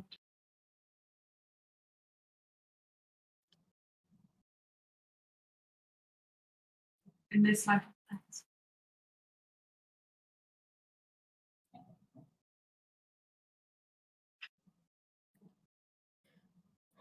I guess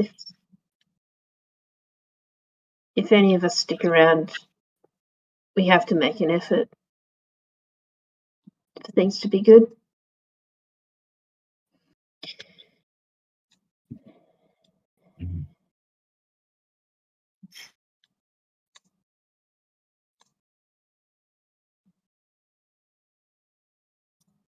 I cannot answer your question, but I am here. And you can speak to me if there is anything else you wish to know.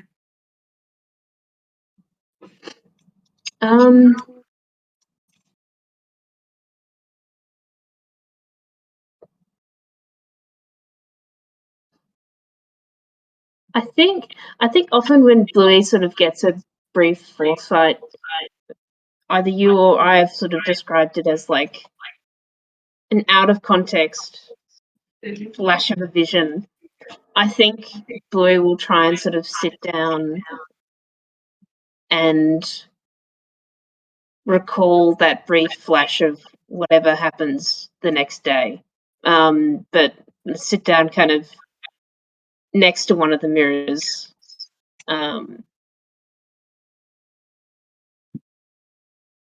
Masalios sees what you were doing and says, I see.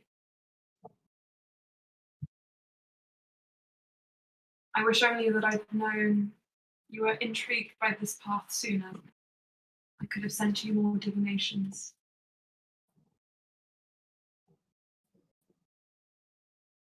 Be warned, what you see in the mirror is often a trick or a riddle.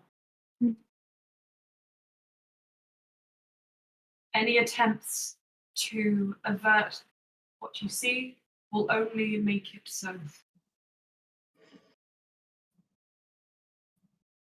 Okay. So, Louis, when you close your eyes,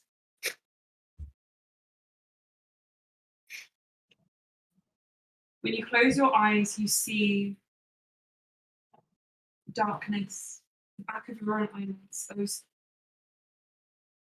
flickers of movement that your mind usually just filters out and allows you to sleep. But then they sharpen into stars. A whole map of them ahead of you. And beneath that, sand and night.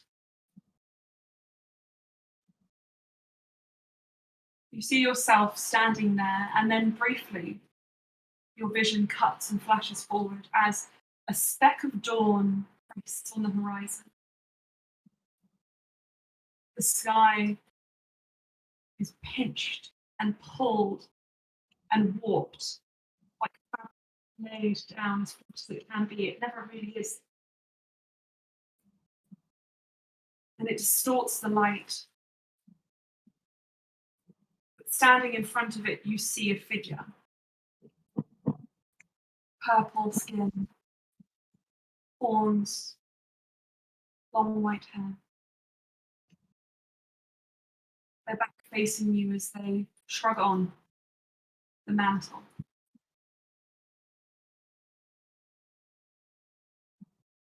And then a flash of the dawn sky rising. And it is as any other night, with no sign of the Star Martyr.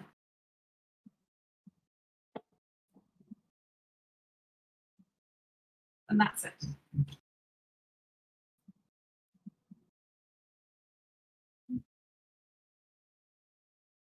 What did you see?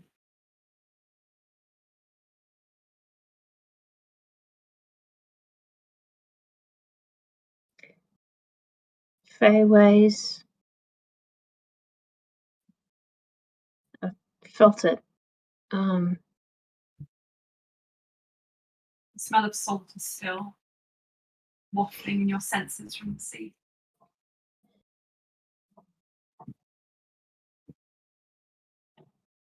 She's there and then she isn't.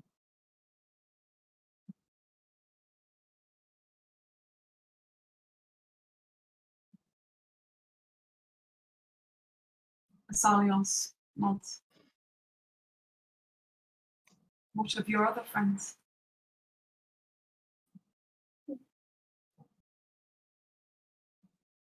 I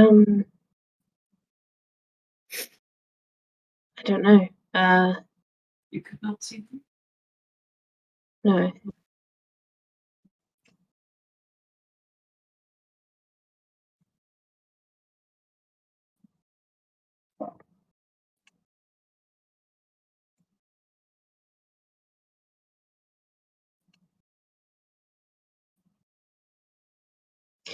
So you're like not feeding these visions directly. It's just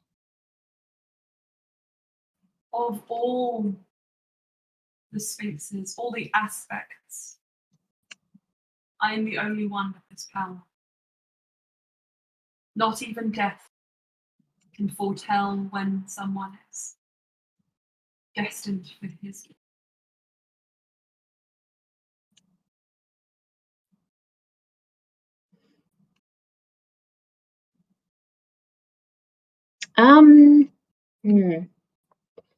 Can I roll some sort of intelligence? I don't know if you can insight a vision.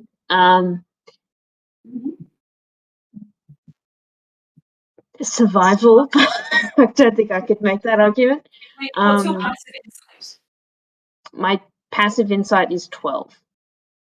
Okay, would you roll an insight check? And tell me what you're trying to discern. I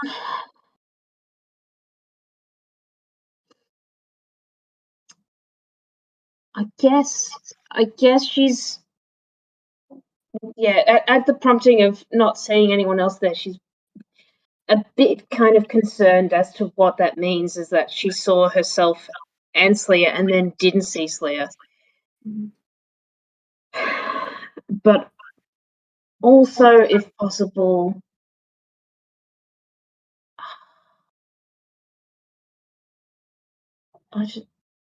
it all looked very peaceful.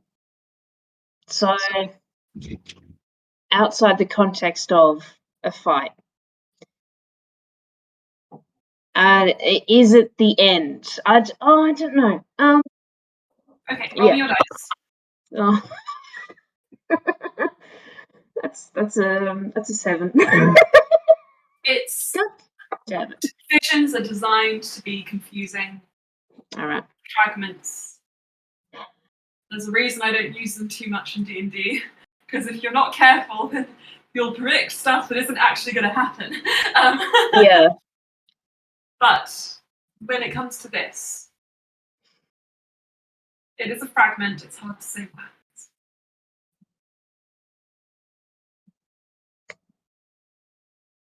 Asalios paws the ground behind you and says, "It will soon be time for you to wake, and I believe somebody else wants your attention. Good luck, Lily. I am certain we will meet again. When your quest is done, come find me. I am still reforming, but soon I will be ready, and I will need my champion. Find a home for me, and a temple." Be honored to help. Thank you.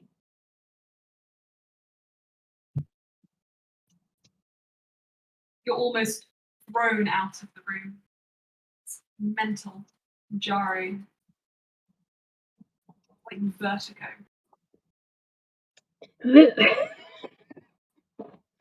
But then you see something faint and blue glowing, and you realize you're not asleep, you're seeing something through your eyelids, and you can like gently wake up, and the painlight is glowing. Similar, it's like it's strong enough to also draw your attention and pull you from sleep. As you guys finish your first stint, you have a moment. If you wish to keep sleeping, you can, but 4 hours have passed. Oh, Indeed. hang on. Sorry, did we gain the benefits of a long rest or not quite? No, this is the first stint. This is when there's going to be the changing of watches, etc. Okay. Blue covers up the fucking glowing gem. I'm so sorry. Fuck. Are you alright? Right? Is it time for us to watch Carol yet? Oh, it's so delightful, isn't it? Mm.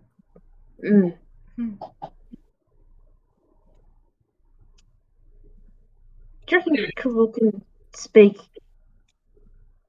And in Draconic, she says Draconic.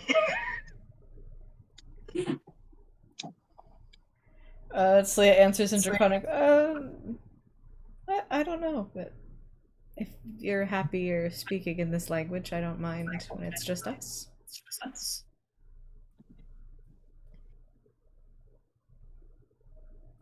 Might be good. Thank you.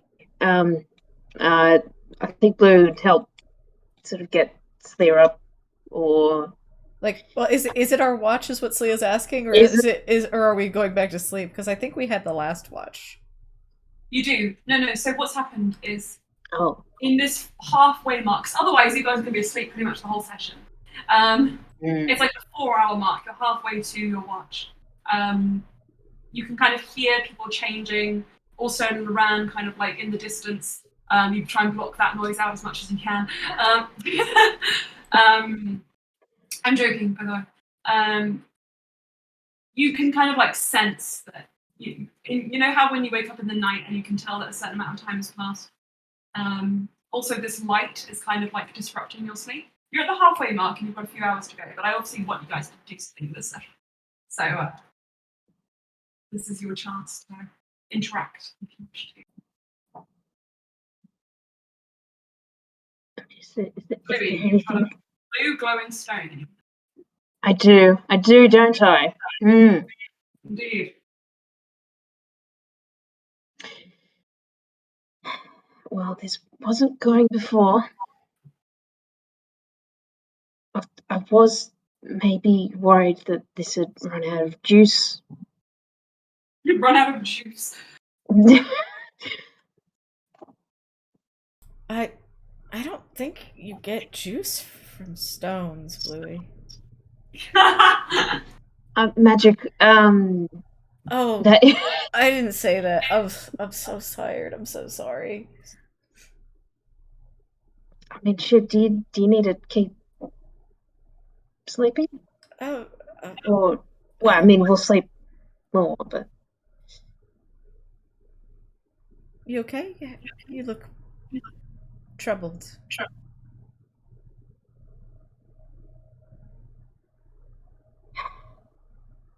I mean, I feel like I was just shown something that really cements how inevitable some things will be. It's okay.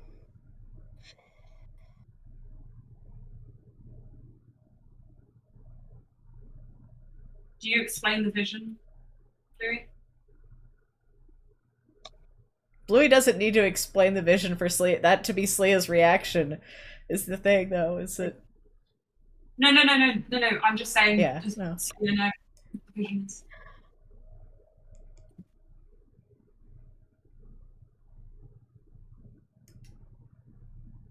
I mean, you get handed knowledge, or you discover it.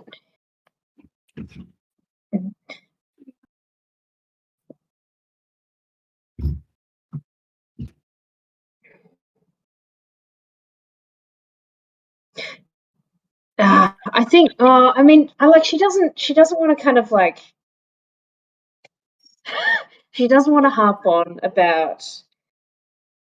Oh, woe is me! I feel really bad that I can't do anything to help you. When it's like, oh, you're right there in front of me, actually facing the shit. Sorry,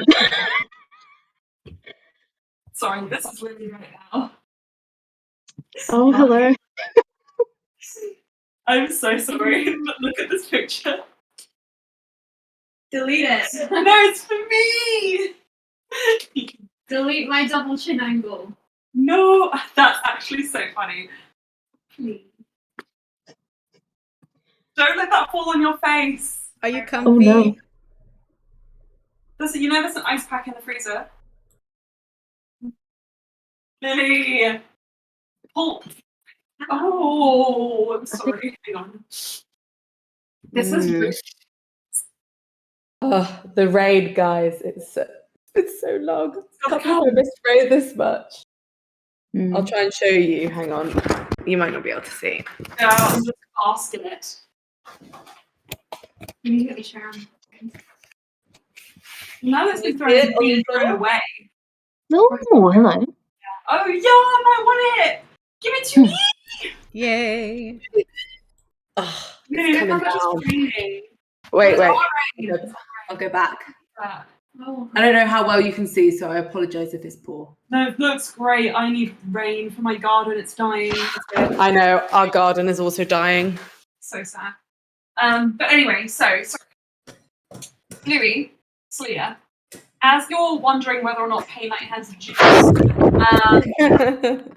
you hear in like the kind of like through the thicket. Louis? Yes. Am I coming back? Okay. Ulster and Moran. Oh, I thought. Oh my god! I thought for a second. I will let the future happen. So Ulster and Moran are picking their way through the trees. Previously, they looked tense. They look slightly more relaxed now. But Ulster and Ulster, what are you feeling? How am I feeling? Yeah.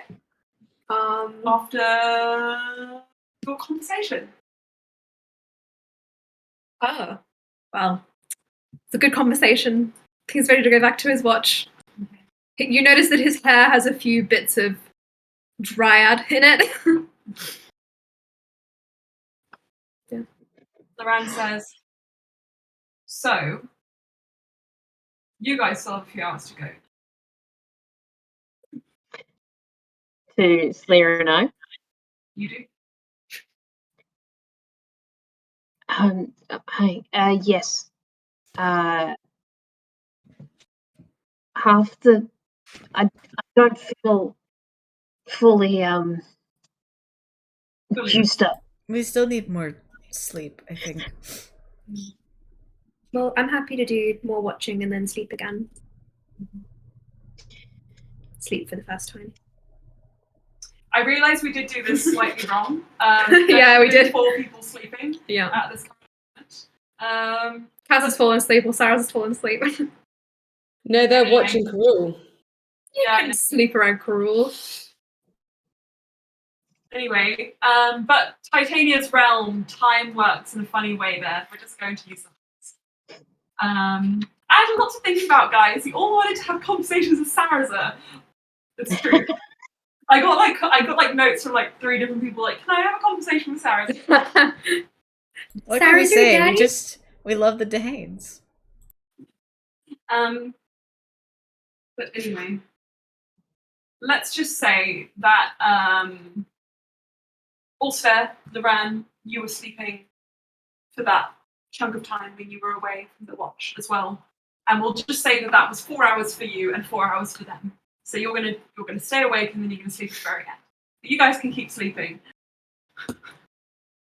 And Cass and Saraza, you guys are going to sleep. At some point. Unless I'm very wrong, Eladrin only needs 4 hours. Okay, so Loran is fine. Everybody else, you will take a long rest at some point. Anyway, we should have thought this through. And by we, I mean me. Hi. Well, are we going back to watch Karul again?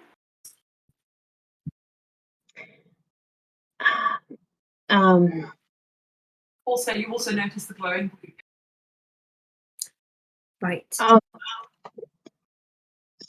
I put this under my pillow, and then I had a vision, and it's woke me up, and slid. Yeah. Maybe you should just keep sleeping then, and maybe we'll get more pay night out of your ears next time. Loran says, isn't that the pay night that you had before, though? I have not lost any body mass, right? I think maybe it's more of a she's trying to get like an incoming call. Maybe you started like walking in your sleep and that's what woke me up. Is there like grass on my feet or something? No, you've been asleep this whole time.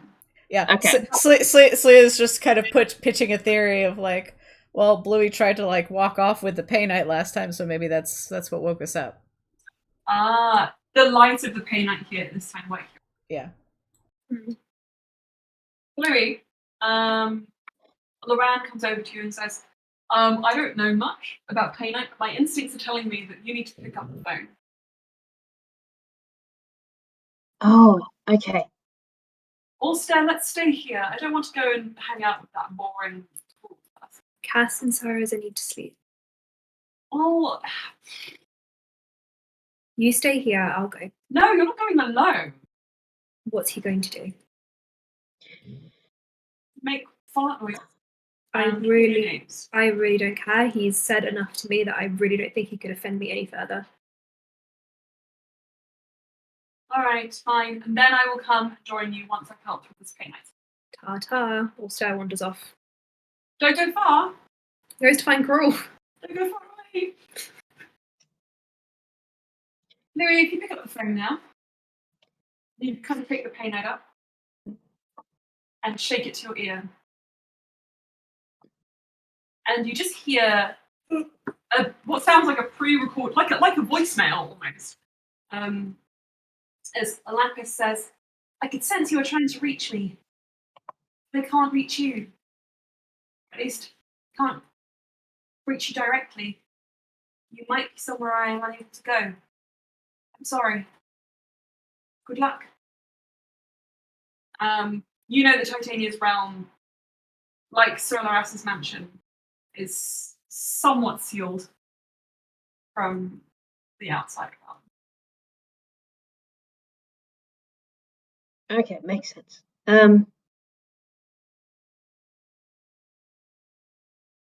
So it's, I guess, is it pre-recorded? Can you pre-record a message? With that headache trying to be planned out, you fall back into unconsciousness, and Loran looks slightly disappointed. He's like, all right. Cass, Sarah's upstairs. Cass, you're starting to feel drowsy. You might need some rest soon rather than later. And Sarah's says, time to sleep. I've come to relieve you.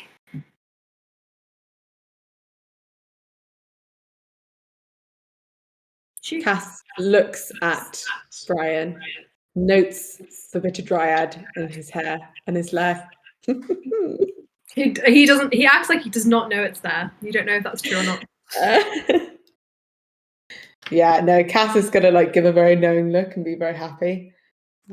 Loran pops up a moment later and says, there's a cuddle puddle with Sleer and Bluey if you want to join it. Cass does indeed want to join the cuddle puddle. Sarah's after a moment says, I suppose I can take some hours now. Any update on? He nods at Crawl. Crawl is still there, still muttering under his breath. He looks more himself than ever. But other than that, no. You don't see Could I do a Arcana check on him, please? You may. I want to hear what he's saying, if it's relevant at all. Maybe. Oh, yeah, you can. What's a passive perception? Yeah. A million. 32. Jesus. So on the 32, you can tell 31? that 31. 30. I don't know. In the 30s somewhere. So you can tell that after eating the flowers, that has triggered his transformation physically to start looking more and more like himself. But he also looks like he's been rolling around in grass and like mulch. And he's got like grass stains on his face and spreading over his skin. His bones and like limbs, more rather than kind of going back to how they looked before, they're almost like swelling with like roots. Where the muscles should be, they're like slowly like bulging out of Loran's clothing. Should we get him a change of clothes? Loran says, with that Arcana, what does that mean? Like, how powerful is he? Does he like that sort of? his power level seems to be similar to what it was before. He is made of painite, so it kind of is a problem. But Made of painite and fey magic, great. At the same time, he isn't actively attacking you. You get the impression that if he was, if he felt like he was right now some kind of capable threat against you, he would have already acted. So, whatever reason he is taking, that's fine. Don't worry. Yeah, You can go and do your rest. So Cass goes to do her rest. Ulster, you listen in as you kind of settle down to see what it is Paul is saying. And a few things. What language is he speaking as well? He is speaking, I think, that's a good question.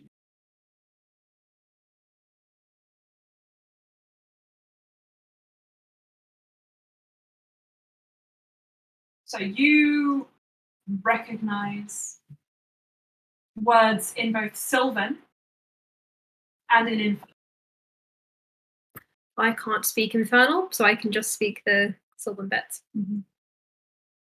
The Sylvan parts are the where he kind of like notices you come back and he just says,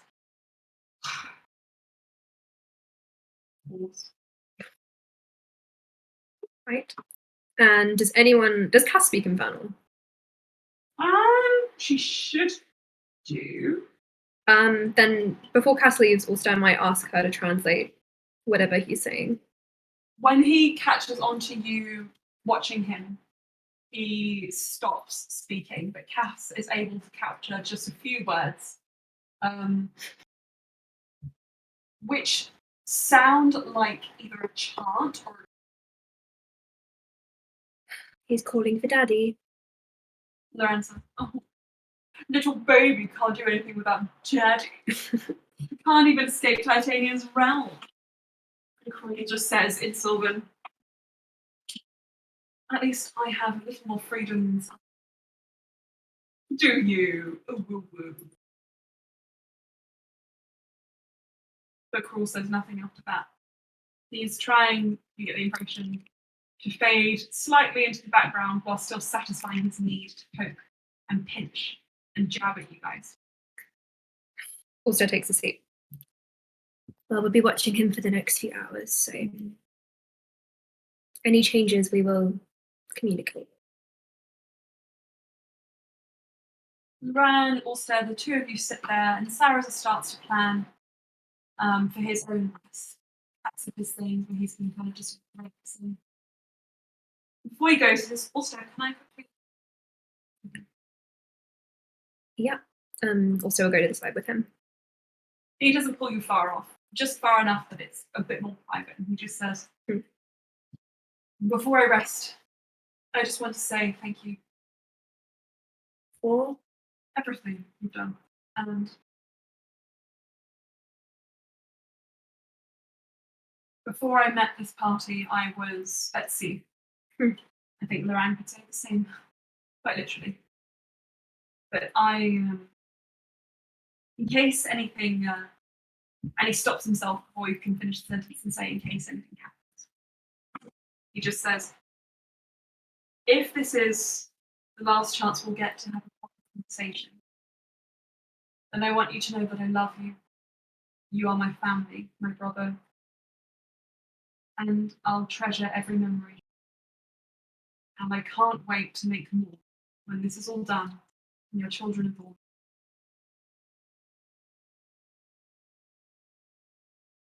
I look forward to that as well. I love you.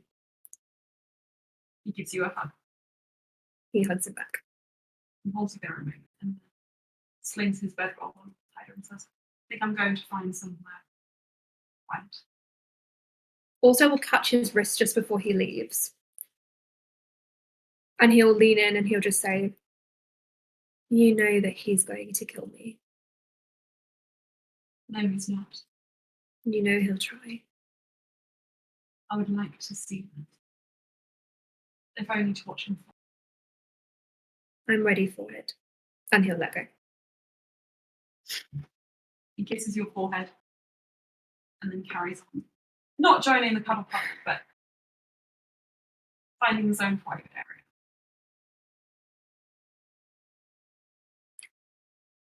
Not long now. Loran suggests a game of cards. Between the two of us. Can we fish? Okay. You can spend as long as you like playing Go Fish and watching over Cruel. Also, as you do, you get a slight sinking sensation just in your chest as you remember what's coming back when Loran goes to sleep. Or what might threaten to come back. But for now, smiling. He seems at ease. I think also eventually ends up just pulling Loran into his lap and hugging him.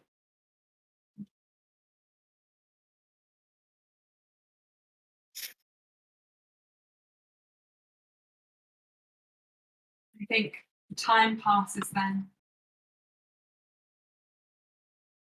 Unfairly fast. Faster than it did. As you just hold each other and the rest of you rest. Titania does not surface. She does not make herself seen. But you feel her presence. So holds Loran a bit tighter.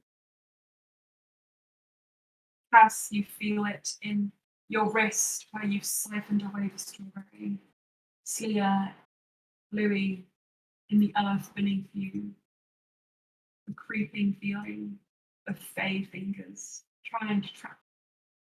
But She has no claim, not right now. And as your long rests wrap up, Ulster cannot delay it any longer. It is time to sleep. Bluey, Slia, you can take the benefits of a long rest. Cass, you've got a little bit more to go. Ulster, where would you like to establish your bed rolls? I think he'll just go where the Loran wants to go, even if Loran's not going to sleep anymore.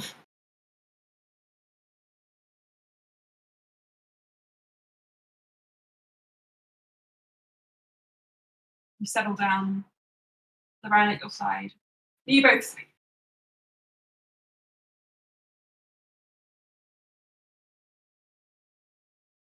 No dreams. Only nightmares. There aren't even nightmares. It's just nothing except the tinged light of blue canine that's still burnt into the back of your eye. And Pheiweyes.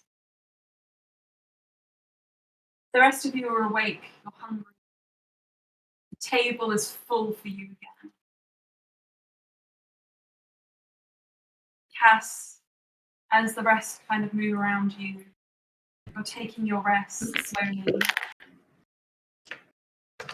You can smell the food, you almost stir, but exhaustion keeps you bound to sleep. Bluey, Slia. Soups, there's dry cereal, there's oats, no milk. Anything you could want for breakfast is here. And at last, Titania has returned.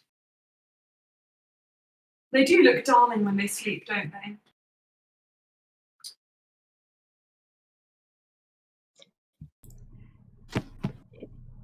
Who? It's quite novel, mortals. Their patterns of rest. Yes. It just breaks the monotony.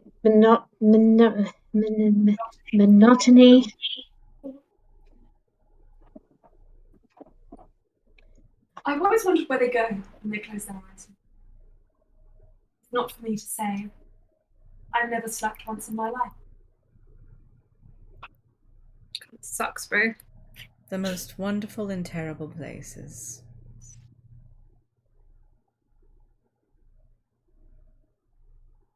Just like here, then. Yes. We have a duty to maintain, so do excuse us. You're not hungry. No. Does Bluey have rations left? You might do. You did eat some at the last time. Titania tried to get you to eat from the table. So I apparently have 4 portions of rations left. So if Slia would like 1 or 2, I mean, a cheeky 2 serving. Y'all You can have roll some insight when really- on Slia, who says, "No, I'm not hungry." So. Sure. Oh yeah, Bluey is very confused. It's a 10. 10. On a 10, it's quite easy for you to tell that Slia is. Slia's holding something back. There you go. You don't know 100% what's going on because it's only a 10. Yeah. But there's something being kept. What it could be, what secrets lurk. I'm not hungry. You know.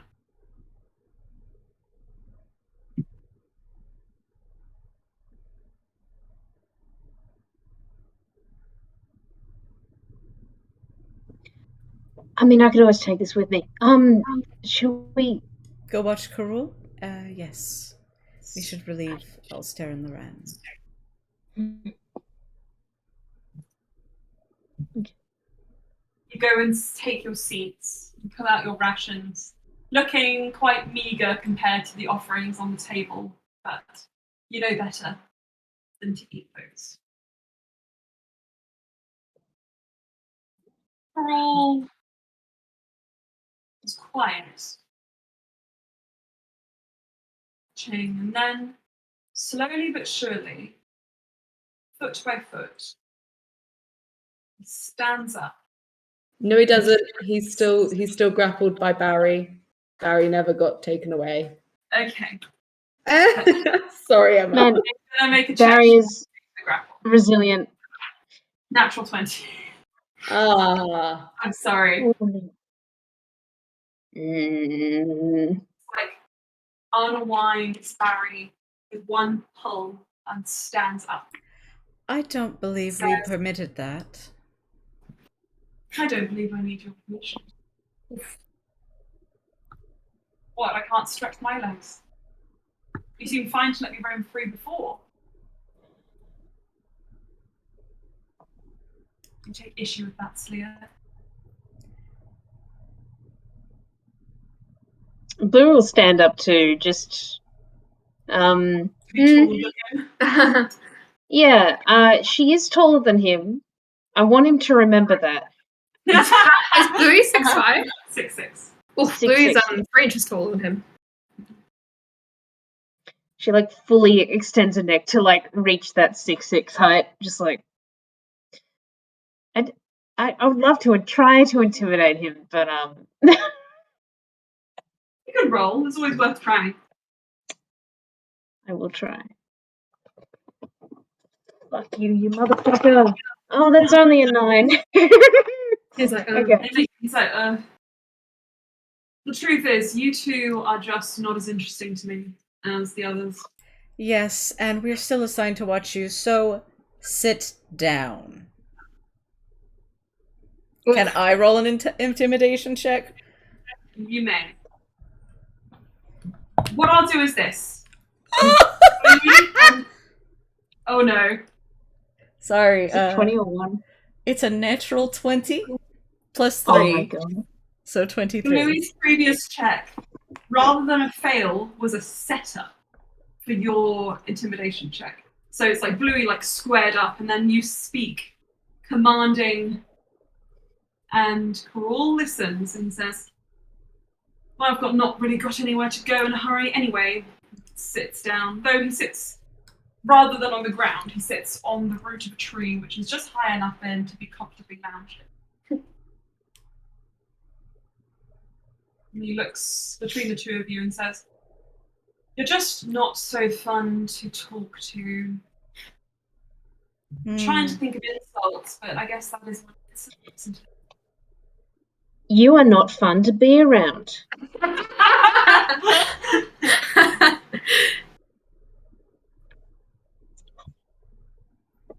Slia looks just so proud of Bluey. You are not fun to be around. You hear laughter from behind you. You've not got any friends. You're not very smart. You're not very bright. Sorry, it's not. You're not Very pretty, and you're not very bright. I'm so glad we had that talk. You hear a chuckle from behind you, and Titania says, "Oh, should I wake Ulster to see this? I think it would be fun."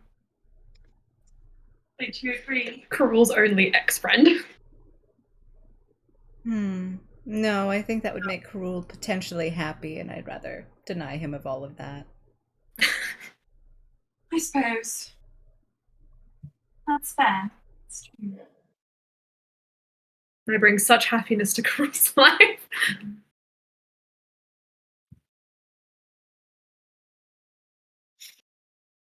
She wafts away through the trees. You get the impression she's going to watch certain few party members sleep. I watch you while you sleep. I like to watch you sleep. It's kind of fascinating to me. Sorry, I see. Cass, around where the three of you are lying down. You just start like squiggling in your sleep, like, ugh. Somebody's watching. Bluey, I cut you off. What were you going to say? Oh, I hadn't seen the Twilight movies or read the books, so I thank you for getting the quote exactly right, Lily. I like to watch you sleep. I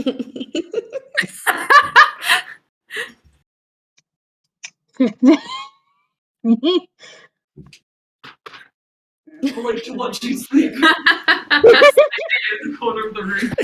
But anyway. Do we wake up nestled at her bosom? Actually, you guys like feel like shifting, and Cass, Ulster, because you're the only PCs, Loran is also there. You wake up, and you just have one head lying on quite a comfortable pillow, which you realise a bit too late. Titania's titties. Also, it's like, no! Cass for a minute's like, yes, and then she's like, wait, no. Loran is curled up on her tummy like a cat. When did you get here? I'm always here. Also climbs off. I feel disrespectful. No, darling. Here, make a blanket out of my hair and lie by my side. No, I think I'm going to get up now. The van. Cass is going to, as soon as you say Loran, Cass is like, she stands, she's wary, she's like cautiously like looking, channeling her best. I'm not going to do anything, but also like, please don't hurt me. Get behind me, Cass, just in case. And also we'll poke around. I think maybe we should stand abreast of each other. And Cass is like, here, breast. Right. He holds Cass's hand and then pokes around. Morning. Cass sniffs.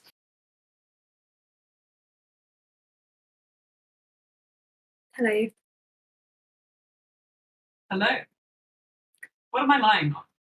A Oh my tummy. gosh, tits. No. He runs away. No. He runs to your arms, Ulster. I'm sorry. Not my choice. No, it wasn't mine either. How are you feeling? Fine.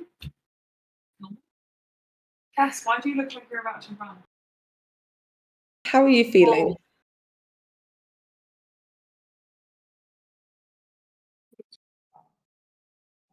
I am feeling. Was that Loran or was that Emma? That was it. It was raining, but it's actually just water. No. I feel, honestly, a little bit lightheaded, but that's about it. Cool. Can I roll an insight check? You may. Yeah, can I roll Natural 20, 31. an Arcana? You may. Yes. The fucking 20s in this game. That's my Wow. first natural 20 today. Dirty 20. Also made a good point. He only had to rest for 5 hours, so you get the impression you have a little more time ahead of you. Yeah, I was going to say, I was like, Loran's not quite awake yet. Okay, good. That's excellent. Let's go find the others. La la la la. He drags them both off. Goodbye, Titania. Lovely having a nice morning with you, but next time, please, I don't want to touch boobies. Goodbye. I'll see you at the table. Ah. You round the corner, and sure enough, she's sitting at the head of the table, sipping her drink. There are fauns and nymphs, fairies, just like gorging themselves on croissants and cupcakes and peaches, and juice is spilling over their fingers, and they're like almost just like losing their minds over how tasty it is. I just know Danielle's going to write something about this. Yeah. You know what there is? There's baklava. It's dripping with honey I love it. nuts. And it's not hot. It's just a little bit cold. So that when you bite through, you have that refreshing bite of sweetness at the bottom. It's so good. Right. Cass is going to eat, but whereas before she ate like sort of like, haha, this is really fun. She's now eating because she's like, I might as well eat because I want my strength. But she's also following the conversation with Titania last night. She's not enjoying it as much as she has. So everybody else, Cass just like sits Sadly at the table, enjoying. Cass, you see The subtitle is sad munching. Yeah. You see the drop Yeah. who approached you yesterday, kind of like eating her way through a huge plate of raw meat, and smiling at you. It's like blood and sinew between her teeth. Loran, didn't you date a dryad? Cass is kind of like Cass kind of digs it. I'm not gonna lie. We know Cass's type. Loran doesn't eat from the table, but sits at it. His usual kind of testing bait. He just says, "Yes, I did. There was once a juniper in my life. She was a dryad that lived on the edge of my family's estate. She often lured her way into trees that we wanted to fell as a joke so that we would cut them down. I fell in love very quickly as a child. As a child. Yes, I was quite young. And she was my first kiss." Ulster sits down at the table. Well, since we're being really honest, and this is probably the last day that we have to be, I have something I'm going to say as well. Does anyone know that I used to be engaged to Kev? Yeah. Does So I you think know that? all of you guys are awake now and surrounding, like in earshot of the table. So if you sit down, you can be in a little haphazard circle with a couple of you sitting at the table, a couple of you on the floor, wherever you want to be. Yeah. Loran says, "Think of this as a truth circle. I did not know that. No. But the last engagement I heard about was that you were supposed to marry Alabek."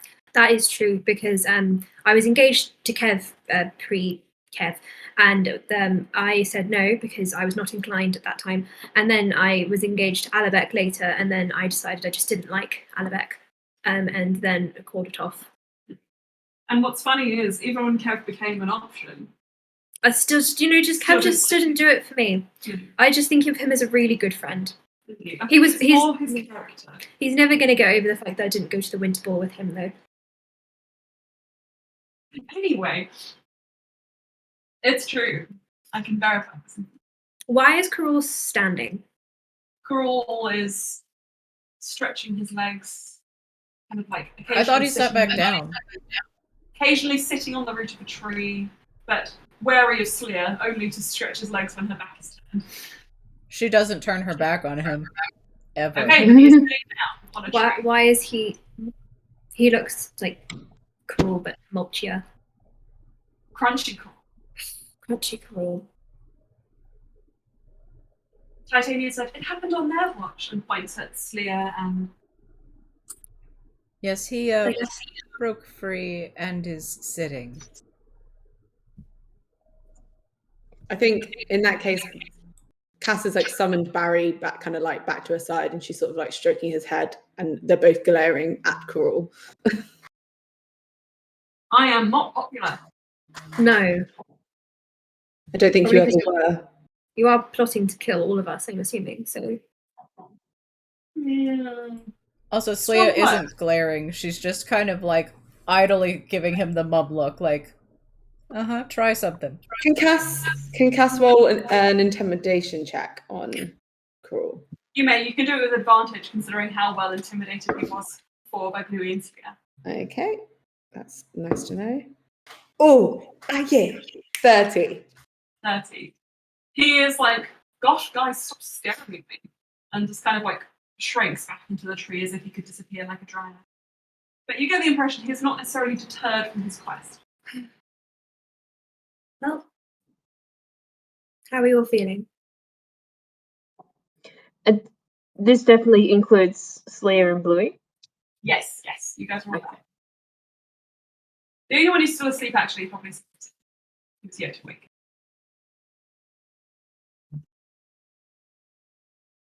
It's a big silence. Well rested. How are you? Quite well rested. Ready to go. Indeed. Loran's still not Loran.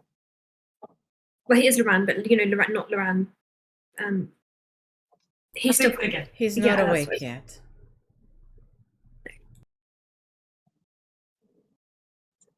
Neither is Saraza. Does one of you guys want to go get him? Sleer, maybe. I think he said he wanted to speak to you. Sure, I suppose. Bluey, if you'll just, keep both eyes on that one. I'll come and help. Cass currently has 6 eyes on Crawl. Her 2, as you 4, go and to- Barry's. As you go to stand up, also, Loran just kind of like holds your hand, just gives you the shake of the head. You want to come with me? He kind of messages you in your mind and says, "There's something I want to say to everyone when Celia isn't here." Right. Ulster sits down. Celia, goodbye. Ta-ta. Celia goes to wake up Sarazar.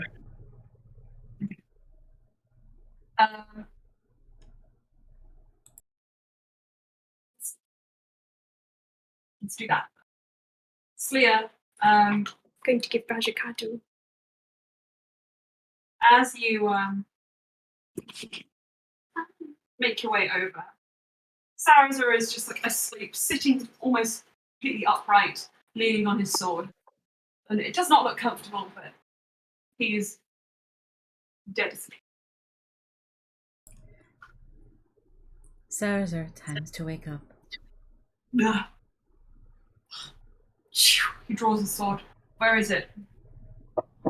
Swords away, just time to wake up. Right. He kind of puts his sword back in his sheath. Everyone is around the table. Loran implied that you wanted to speak to me. Not sure if it's not a cover or something, but... No, yes, it was when I spoke to him before about the death thing, actually. Celia. I don't know where to start, really. I've already had a kind of conversation with Ulster about this. This could be the last time that we speak, just the two of us. And I know that we've had conversations like this already. Well,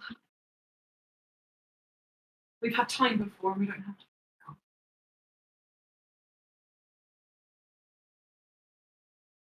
I need you to make a promise to me. It depends on what the promise is. It's one I think you'll be able to keep, if you want to. I hope you remember the promise that I asked you to keep. Your child? Mm-hmm. There is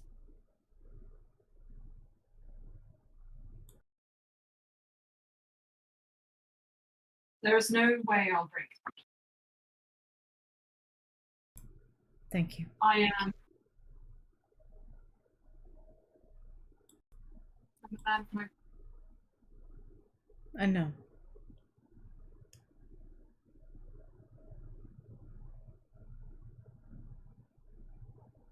But I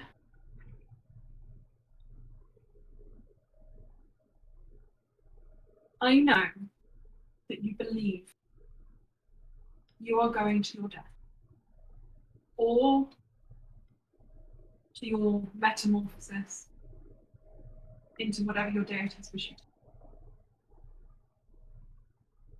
And I know that it's more than likely that we will never be able to understand why you were chosen.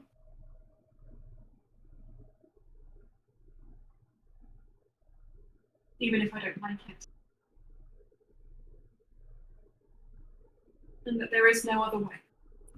It is your fate. But the promise I wish for you to make to me is a simple one. And one I wish I'd made with all the people I've lost in my life,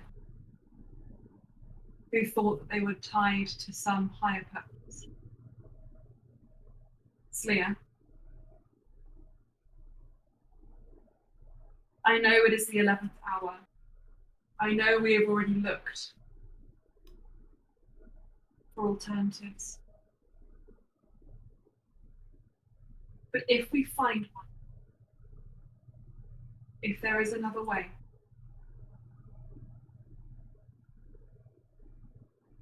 promise you'll take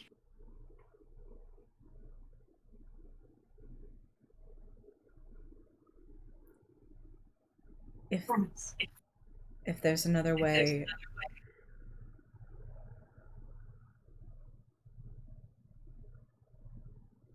I want to If not take for me, it. then for your child.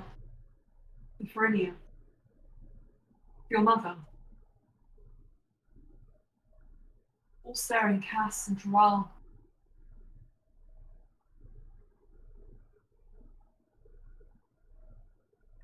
If it's not,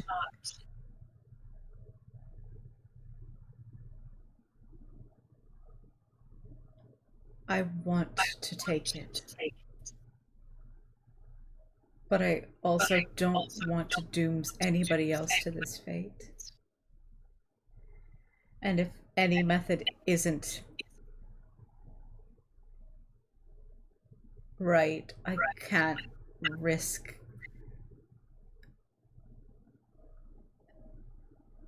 someone else having to bear that mantle when I asked to be the last one.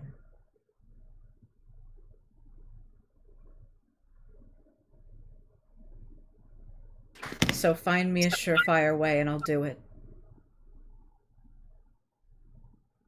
I'll take your alternative. But anything short of that, and I have to do this.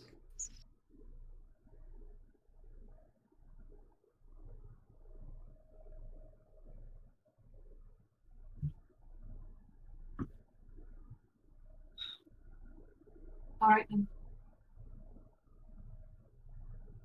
She puts out her hand. He takes it. That's all I wanted to ask.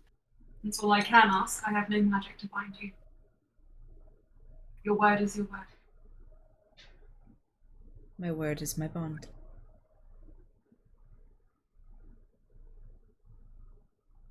I love you, and it has been an honor to come this far with you. Feel the same. Back at the clearing. Hey! Ah! We're just cuddling Basil. Get away from him. No, the window's open. I don't see my cats. Where are they? They're not in here because the window's open. I'm like, What I want doesn't get. Sneha knows that better than me.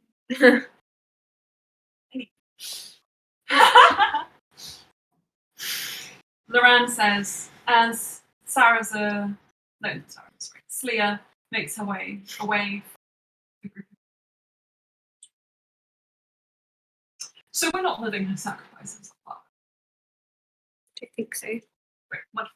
I just want to make sure we're all on the same page. No. Bluey, you look troubled. What on earth are you thinking?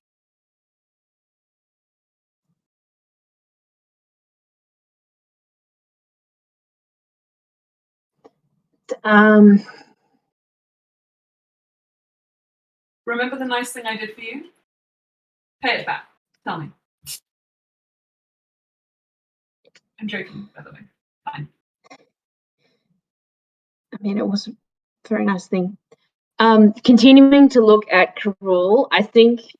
Oh, I don't remember if anyone here speaks Draconic. Cass, would your No, telepathic alright. bond still be active? No.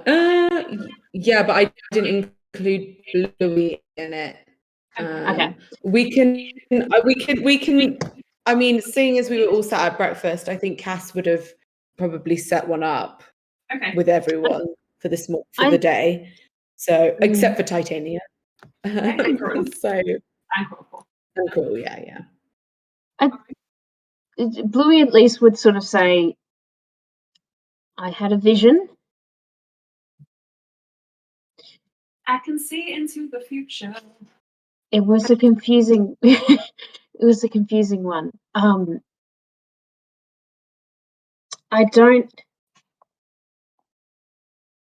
still don't like the idea that it seems that things have to happen the way they have to happen. But like,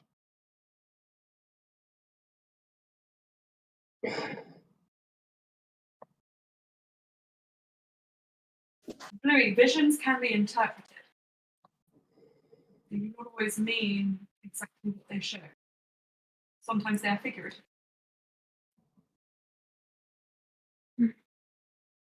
Unless this was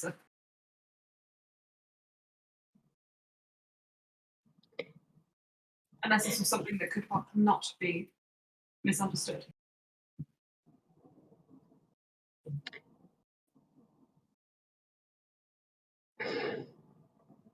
What did you see? well, the Pheiweyes. She's she's really like not making it clear that Carol is, you know, Yeah, for sure. not liked. This is all in our heads, so you don't. This is telepathic, so that Carol can't hear. Yeah, but you can take turns to hiss at him and sneer. So Coral just sees us all staring intently at each other. It's like, I want to know what you're talking about. You're leaving me out. No. obviously. And then so yeah, okay. I saw the Pheiweyes. I saw myself in the Pheiweyes in the water. I saw Sleer there. I saw, I think, the dawn rising, and then she was gone. And that's kind of the whole vision. It's a bit different to how visions with the Salios tend to work. It seems Sounds very there's a lot more to interpret. Speaking of, I'm going to roll that brief foresight now. Yes, please do. Come on. Oh, I kind of want to do it with the middle. I'm going to do it with the middle. Never mind. I want it to be so good or so bad. So, okay, for 14, that's 40 points, pretty good. It's pretty okay. good. That It's could be pretty a good. It's much better than a lot of them have been. Okay.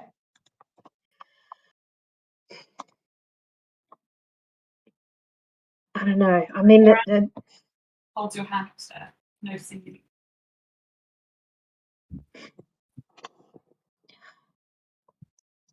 sorry, I don't know what it means. I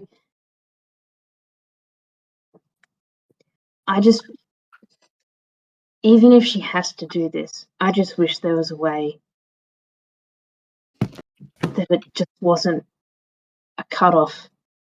And I mean, Cass as well. Like, I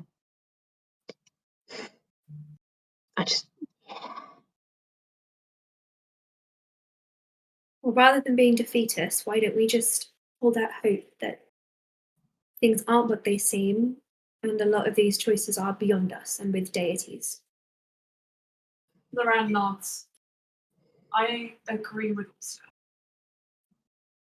about sleep. Is there a so the idea is that someone is there that holds the door closed. When they're there, is their presence what holds the door closed, or do they have to willingly hold it closed? Loran looks around at all of you and just says, I don't know. We won't know until we get there, will we? But I think if we piece together everything that happened with Cassiel,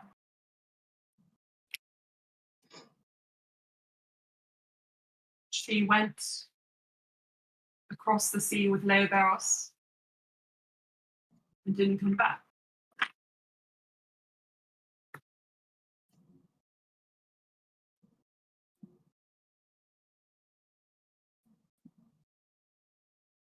I expect we'll meet her there.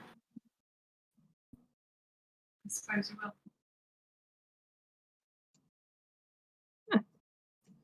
think if anything of what I saw can be taken literally, we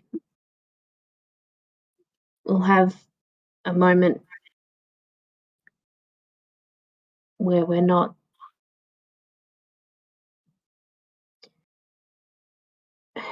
struggling against Stinky Man number 2. Loran smiles. I'm going to take that to mean that we kill him. We kill him well and good and dead. But The last of Ender's soul is and Tender's soul is free, exactly. So Right.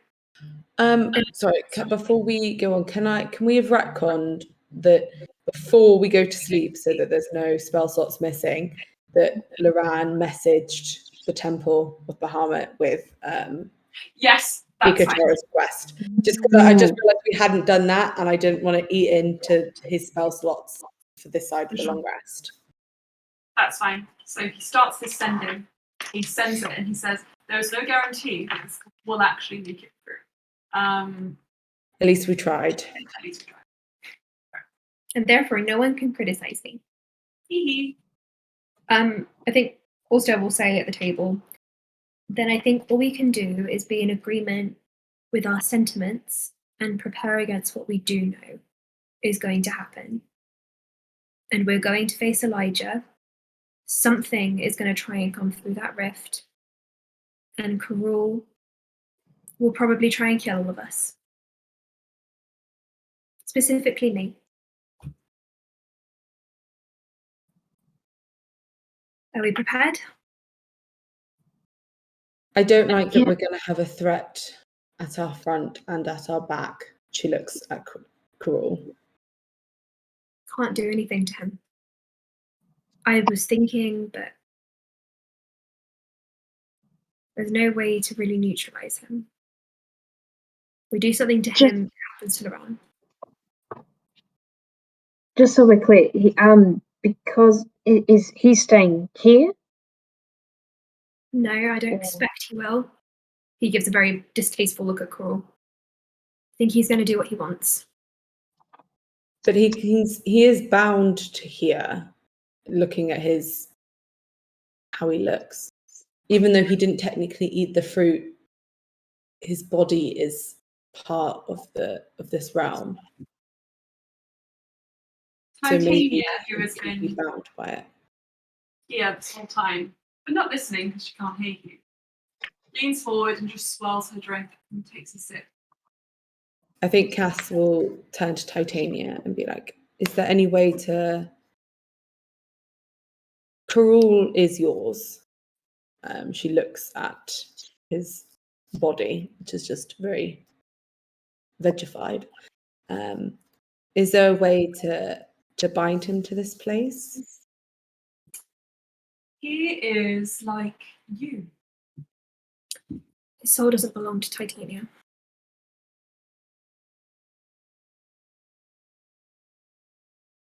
In each other's heads, I think Cass is going to be like, can we force him to eat something from the table? It won't matter, Cass, because he made the contract before. He would have to sever his contract the same way you do. We have his contract. Titania can't have him until you destroy it. Damn it. And we need a dragon to... Someone says, you need a dragon. Right. Game plan. Game on. Let's do this. So yeah, Sarah, come join us as the two of them start kind of rounding. Slia has something else, yeah. Okay. So just before that, what do you want to do? Sarazar, I need you to promise me something too. Sarah's not, of course. If there's no other way, you have to make sure that I go through with it. God, Sarah's is having so much shit put on him. Yeah. Don't let them stop me.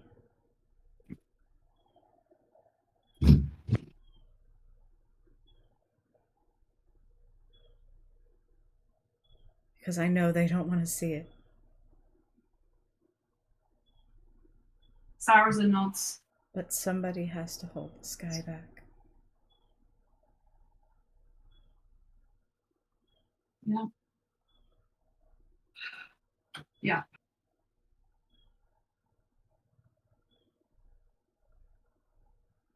You can trust me. And he carries on. Back towards the others. So it goes. Just as Loran says, Sleer, Sarrazin, come here. Game plan. We are going to do a planning session. Have a plan. You all ready? Yep. Okay. So, things we need. We need to destroy Cass's contract. We need to destroy Carul's contract. Good. Thank you, Blue, for helping me keep count. I'm also going through these ideas as they come to my head. Anything else? Star Martyr, whatever that entails, we do that. Yes, when, well, I need to retrieve Ender's soul fragment Soul fragments? from, Yeah. and then the dawn will rise and I'll put on the cloak. Okay, perfect. We need to stop Elijah. Yeah. Stop Elijah. Preferably kill Carul without killing you. Guys, there is one more thing as well. We do have to actually kind of let a couple of dragons through. Oh, So yes, that that was... Yeah. Yes, that was already on the Sarah- list, sorry. To destroy the Yep, and so that Sorelaras doesn't come for our necks. Mhm. God, I was on the couch. Oh.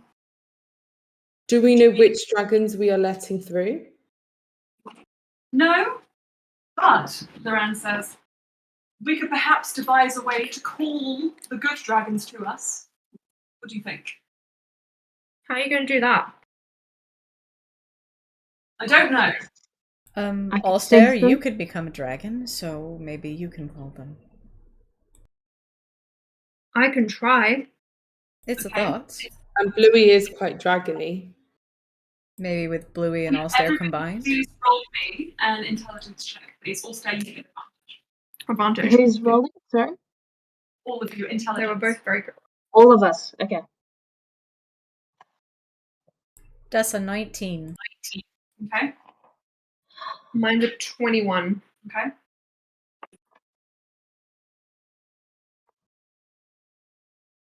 It's an 8.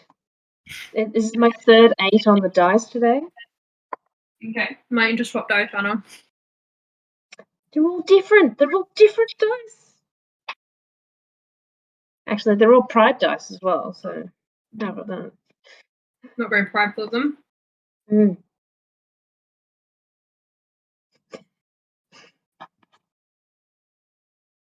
So.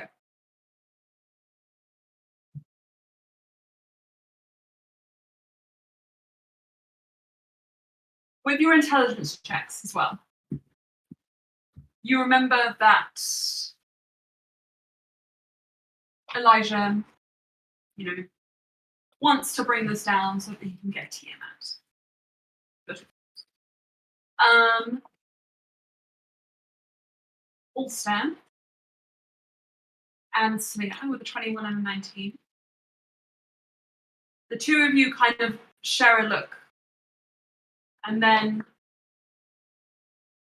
remember that he has on his possession Orb of Dragon. an Orb of Dragon.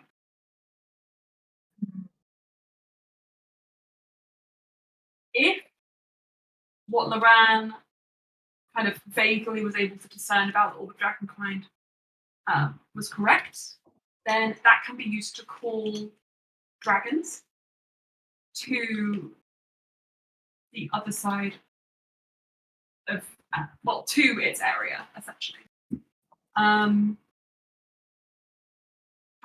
you can't guarantee the alignment. You can't. It just means that you would potentially be able to bring the dragons to you in a controlled way. If you What wish. if we channeled good magic or good energy through it when you called them? Loran says, if they saw a dragon that they could ally themselves with, so Ulster, and we bumped it up with some of Louis' divinity, maybe? I can do that. I can do that. So, Loran says, Louis, why don't you ride around on Ulster's back as a dragon? And you can hold the orb of dragonkind, and you guys can be like a beacon.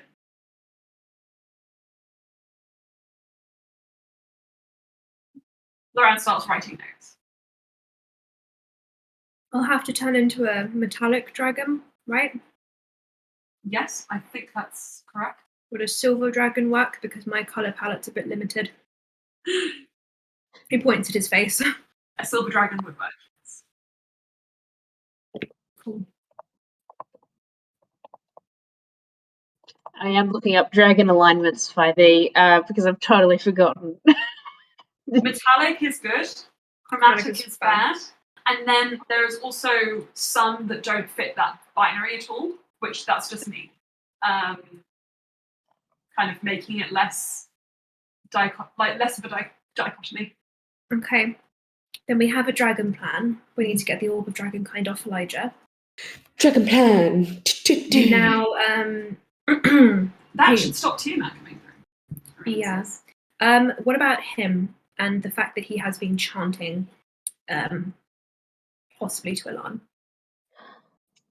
Ooh.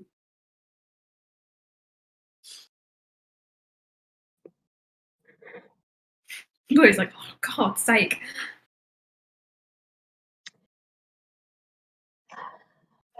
I could suggest that he not take any actions that would cause us harm within a range of about 8 hours.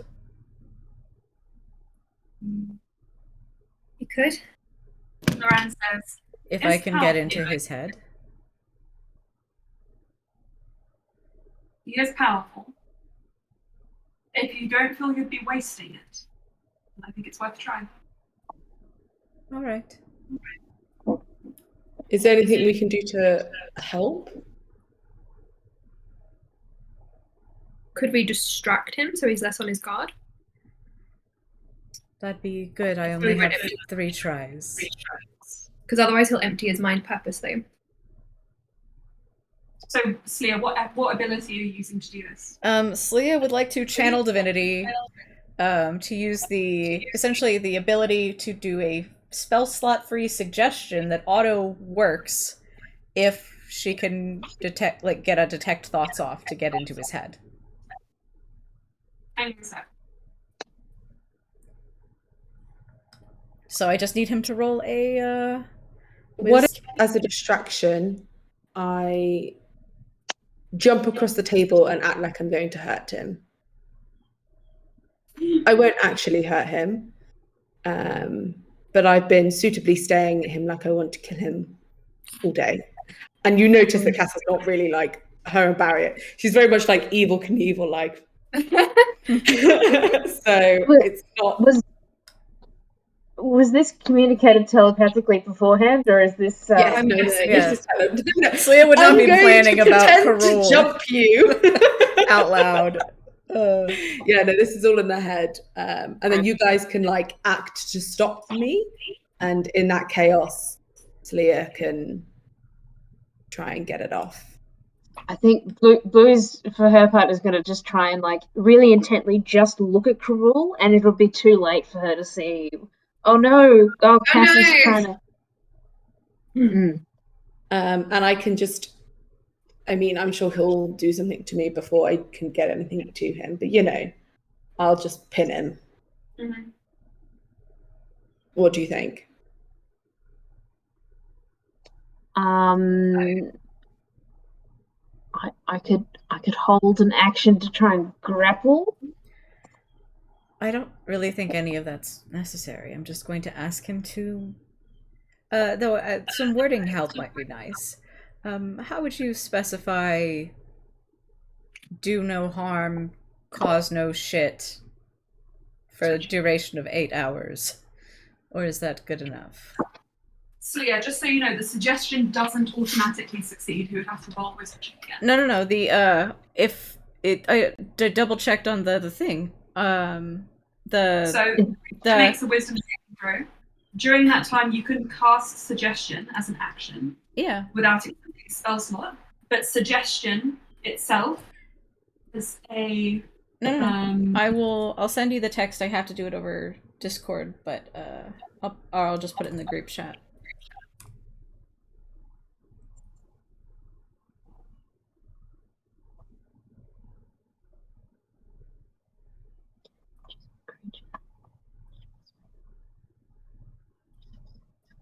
I'm just reading this directly from your character sheet. Yeah, the target automatically fails the saving throw against the spell. If she's already got the detect thoughts working. So to stop the detect thoughts. Sorry, are you thinking the spell detect thoughts? No, she's using her channel divinity to read thoughts. Hang on. Yeah. Because I think. Wait 1 second. I didn't even realize that it was an auto success on the suggestion until like 2 sessions ago or something.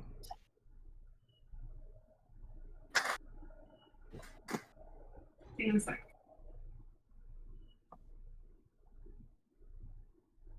Granted, she doesn't usually use this ability because she's like, eh. Eh. Eh. Eh? Air? A minute window. My dog is so happy right now. She's like trying to take a picture of her. She's so cute. Slayer. Mm-hmm. The creature must make a wisdom saving throw. If the creature succeeds on the saving throw, you can't use this feature again after a long rest. So. Okay, so yeah, she can only do this once. Yeah. If the creature fails its save, you can read its surface thoughts. When it's within 60 feet of you, that lasts for a minute. During that time, you can use your action to end this effect and cast a suggestion spell without expending a spell slot. Oh, I see. Wait, where are you getting this from? Yeah, the target automatically fails its saving throw against the suggestion. Okay, sorry. I was reading the... When you click on it, it comes up with that. Yeah. Okay, I see what you're saying. So what help would, Leah, what distraction would be best? As in a mock attack so you can slip into his thoughts easier, or what would be best? I don't really think there's anything we can do to I've already rolled as if you're pursuing the course of action to lurch him across the table. Because Celia, while we were discussing it, had said that she didn't think that they didn't think that would necessarily be just because last time Karul like wiped his mind, like he was not thinking of anything. So if we keep him thinking, then that's a good thing, I think. If Cass is gonna kind of like not take eye contact off of Karul, and it's just into everyone's head to say yay or nay. Yay, because then we'll know if he plans to attack back. Okay, Cass. All right, Cass is going to roll me a performance check. I can. Can she have assistance if we're all kind of like in on it?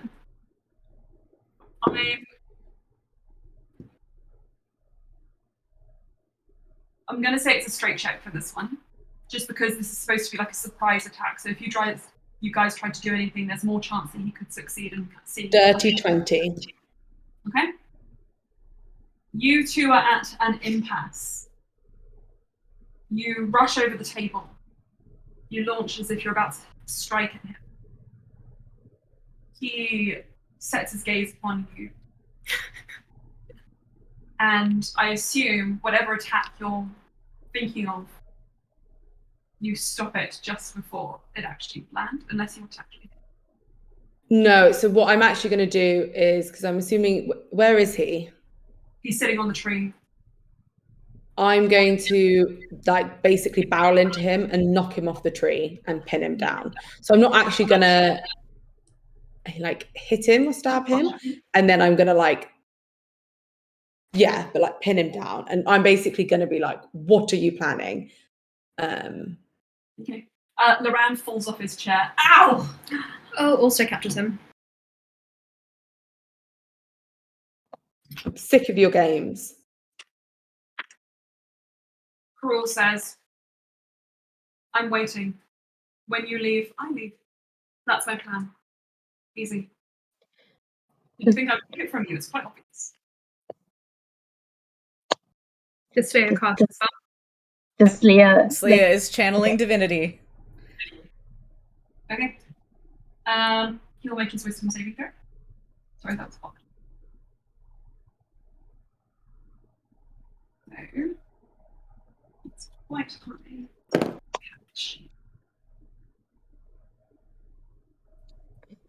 You only get surface level if it fails, right?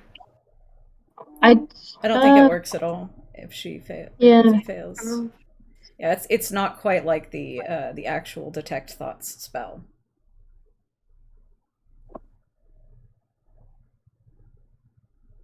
Okay.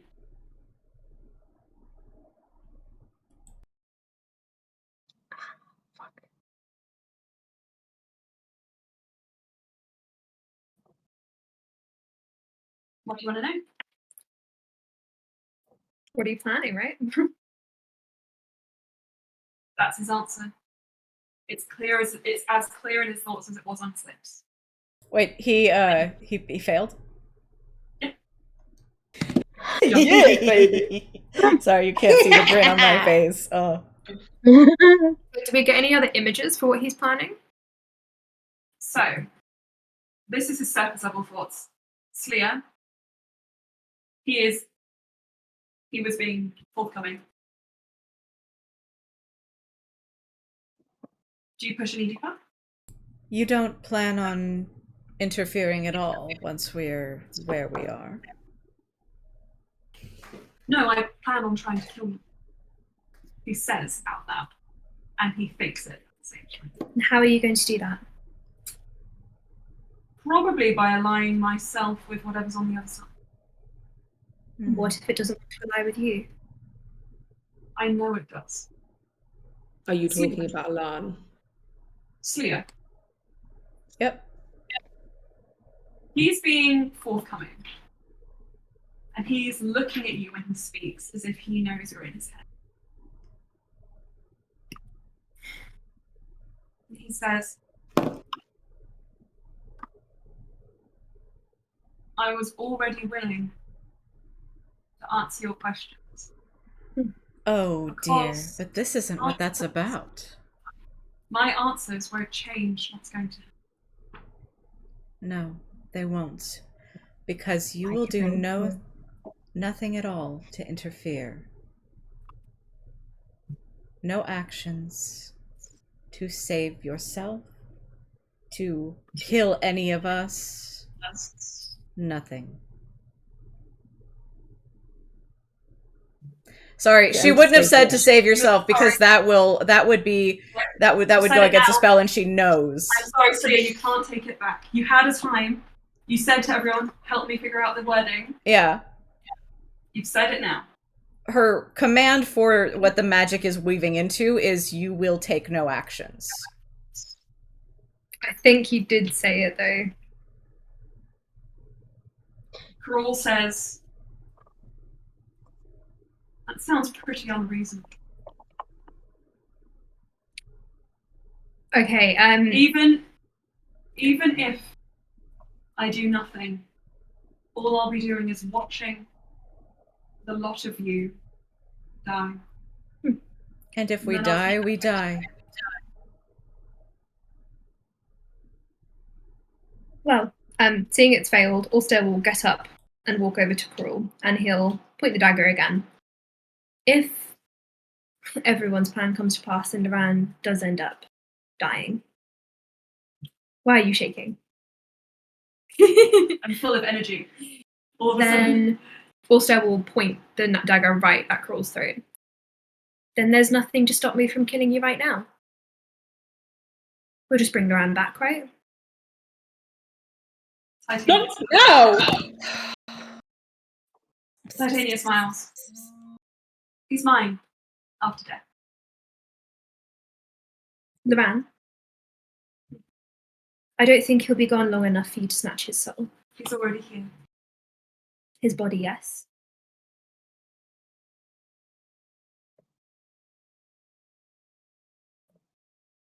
You will not leave.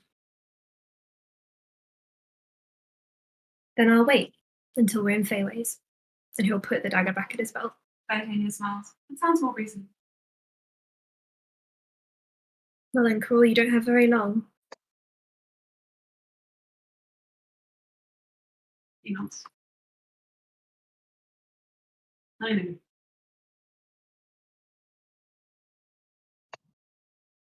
But I'll have long enough. Can I insight check him? Sure. So yeah, you still have his surface thoughts and his lower, deeper thoughts. And when he says that, you see, almost like how Bluey described Paul's own vision, finally, images being put to his words. So it actually would have How cut do off you the get connection. Okay, you don't want to know that. It's, I want to know. I want to know, To but try when to- Slia does the suggestion, it cuts off the connection. Right. Why would you do that, Aelin? Okay.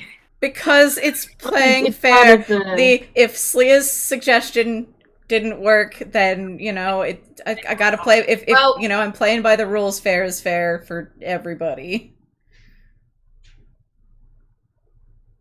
I still want to Salty. know. I rolled a 13 for my insight.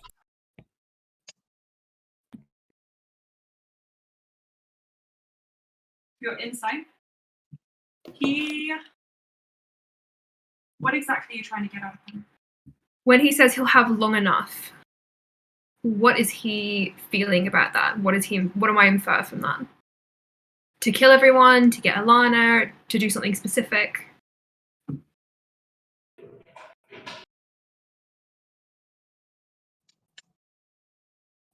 I think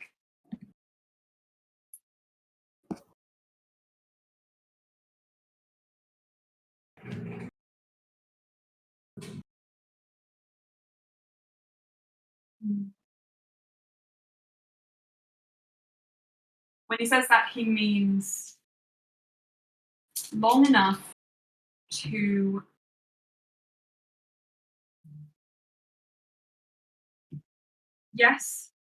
to kill you.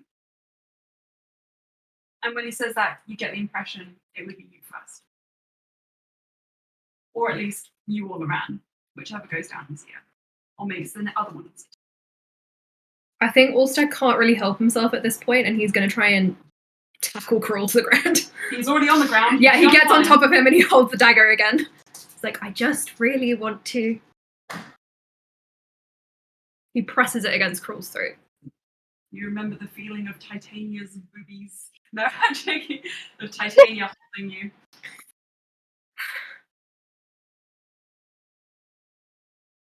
Well, let's see who gets there first then. And Titania says, "Oh my, is that the time?" Bluey, what do you want to do? I think as Brian sort of is like holding the dagger up, she would say in the minds,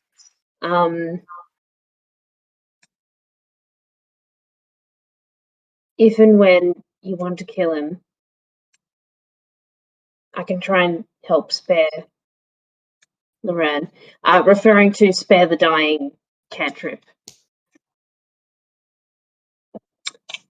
And I'm sure a few other people probably have that one, but that's just a little. Slia doesn't. Also just looks full of vitriol, and he'll get up. Yeah, Loran walks over to you and pulls you off of him and says, "You said you didn't want to see me dead again." No, I don't. But I want to see him dead again. He would kill me.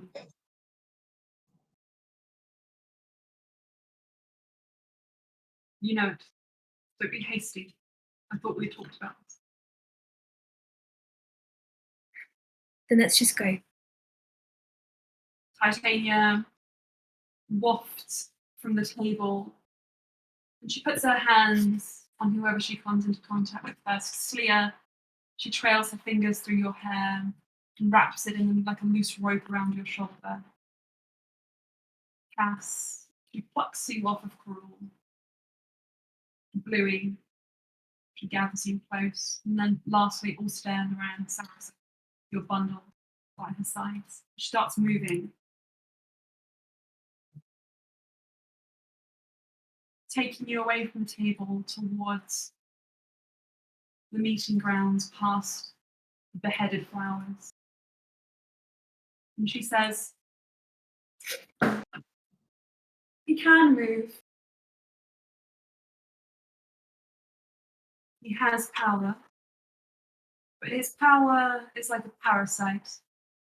Right now it's feeling Fran, I can feel that, and you see the flowers in her head a little more than they did the day before. But I have a feeling that when he pledges himself to another, when he takes on the soul and the power of another, well, he might be a bit easier to kill them. If it really is your, she looks at you, Cass, alarm, waiting on the other side, well, once he aligns himself with him, perhaps this connection will be severed. Let's hope so. If not, then I'll be seeing you two a lot sooner than I suspected. But I'm not necessarily happy about that.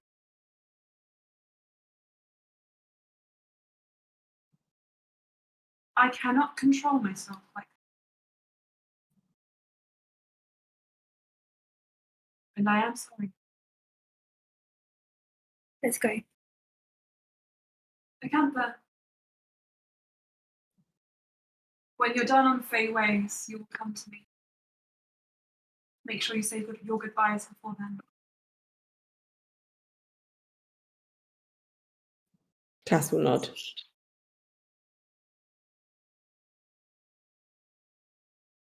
As you stand there, the vines unravel around you, slipping apart piece by piece until, Bluey, you see it again, exactly as you left it. It's right there. You almost take an involuntary step forwards, but Titania stops you and says, we don't want to drop you out of time with everyone else. You see the tears, first as a hall filled with statues, then with yourself, then with rifts shattering. Sped up. And then Titania says, well, to the end. And good luck. And she gives you a small, soft push. And you take a step forwards, your feet leaving moss and hitting stone floor once again. The weather it's balmy up here, but compared to the comforting warmth of Pheiweyes, it feels cold and biting. The air is damp, the smells no longer sweet, but metallic, like stone and damp and blood. All around, you feel the pull, your clothes being torn, your hair being whipped around your faces, all these rifts. Run for it, guys. Bluey, the painite still upon you drags you forwards to that one specific rift, the one you saw, all of you saw Elijah go through. Blue would like to grab onto the closest person, holding the painite in the other hand. Just Who is that? if there's Slia. Slia? Slia's playing into Bluey. Slia, you follow on to Bluey, holding her hand as she pulls forwards. The rift is wide, and it grows wider as you get closer to it. Blue, there is one more step before the point of no return. Before you know, you will not be able to turn back.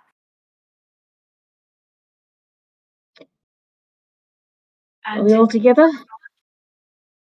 In the corner of your eye, Blue, before you go, you see Carmen Trand. And she sees you. Run. Full step. In the shadow of the rifts, living, almost moving through the pale light, you see a figure collapsing over itself. Now left the Feywild, it can no longer keep its form as perfectly as it did before. Karul is half dragging himself through the stone. You see fragments of him, flashes. He is made of energy, magic, and mulch, as much as he is made of himself and all of that. And then he disappears. Out of sight, as Bluey says, all together. Also take Cass and Loran's hands. And we're all holding Sarah in the middle. She grips it very tightly. Slia, you see the night sky peering through. And Bluey, you step forwards.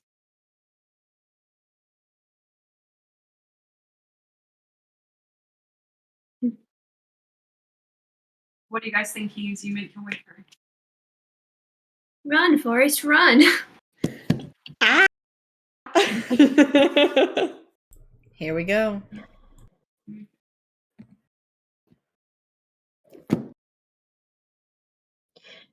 Okay. Bluey has a minor plan with the pay note. That's what she's thinking. Oh, Blue thinks about herself in the third person in her own brain. How interesting. I believe Bluey it. has a small plan with the pay night. Right then. We will take a quick loo break, I think. And then we're going to finish on Pheiweyes. the beginning of Pheiweyes. Christ. Right. This is not the best place to finish the session. Anyway, bye. Bye. Okay. It's raining. It's raining. Lily, it's raining. Oh, and it's now sunny here, so it's travelled to you. No. I mean, Christiane might. No, she's not allowed to. She's on leave. She was on leave until Monday. Well, we say she can't come. So she doesn't have any keys, so she can't. She would call us, right? Yes. Anyway. So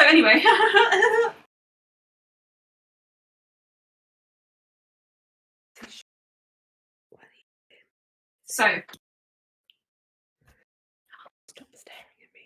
you step through the rift. Oh, I'm stepping through the rift. The first thing you see is stars. And then you're falling. It's only for a moment and long enough for you to register the lurch in your stomach, the rush of wind at your face, and then you hit salt water heavily. Previously, you were all holding hands, but as you hit the water, you scatter. Opening your eyes, also probably you first, considering your affinity with the elements, you see beneath the waves your friends being washed around by the ocean, drifting further from you. Loran, you can reach out and you can hold him still. You pull yourself closer. Loran pulls you back. Your heads peek up above. Pheiweyes is a sandbank. They've taken one of my dice. Pheiweyes is a sandbank. It lies no more than a swimming pool's length ahead. Bluey, your armor is heavy, and as you start kicking, trying to get to the surface, you're reminded of your time in the King's Trials. How you held your breath. Your lungs burn, but eventually you make it up. And Loran says, "Come to me. Have the carpet." Swimming. Yep. I'm just Clear. swimming. Well, actually, don't be so hasty. Okay. Cass, you start swimming over, kicking forwards, and I think you're the first to notice the sky, how it puckers and pulls, as if the fabric of it is ruched. It's hard to understand, but it's there. All of you surface, including Sarah's, a bit clear. Beneath the ocean, with the firmament reflected. He struggled so hard to get up on that, guys. I need you to know. With the firmament, Big bottom. with the firmament reflected back at you, it's like you're surrounded entirely by stars. And there is a moment where you wonder whether this will be your eternity. The way the water envelops you, it's almost as if the Star Martyr's cloak has taken you already. How do you feel?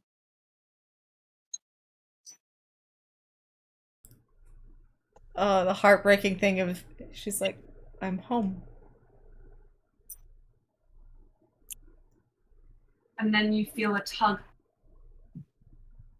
Sarah's broad hands. You're pulled out of this water, the illusion of being already the Star Martyr. And up.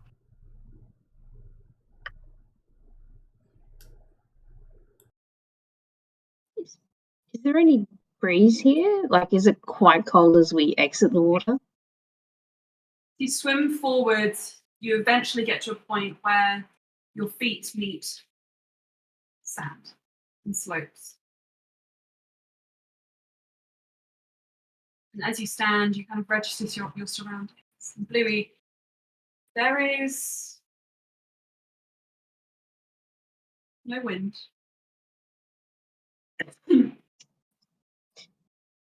The ocean was only rippling from the force of your fall. Now that a lot of you are standing, wading in the depths, almost on dry land, it is still again, except for the ripples around your knees. When you turn around, you see Pheiweyes, a sandbank, no larger than, and forgive the mundane description, a football field. Oh, it's raining so good.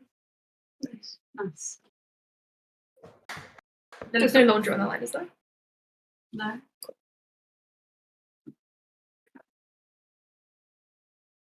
I think I took it off yesterday. That's fine. No larger than a football field. It is sea carved so that it almost resembles a crescent moon, a fact which you find somehow poetic and macabre at the same time. George, getting the call. There is nowhere to moor, no jetty, no buildings. Any sailors who travelled this far would have to anchor out at sea.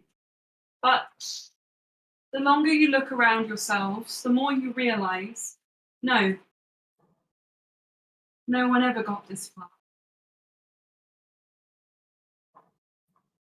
Beyond where you fell, laying still as a cemetery in the ocean, are dozens upon dozens of shipwrecks. A ship graveyard of monstrous size stretching across the whole span of the sea beyond. This would block passage from the east. Treacherous seas. That's what they'd always called these things. This place, Pheiweyes, the unnavigatable plain, where whirlpools spun and waves sharp and quick as razors cut ships down and shredded masts into tendrils of fabric. Above, the stars are blocked out after the graveyard. A thick cloud bank. Storms with many, many eyes. To be caught in one would be to hit a target. He's struggling. You see how much he struggles to get up. Chunky. And even then, if a sailor could navigate past this barrier, Oh, he fell. he would be marooned here and unable to return. But we have magic carpet. But you have a magic carpet. Can we land? Loran pulls you up out of the sea, onto the carpet. Even though you could stand, it seems better this way, in case there is anything to trigger any traps. He, before landing, does a circuit of the island. A precaution, is it? Sleer, you, as you fly, you recognize this island from your dreams. And every time it's she not- closes her eyes. And every time she closes her eyes. And it's not just the island you recognize.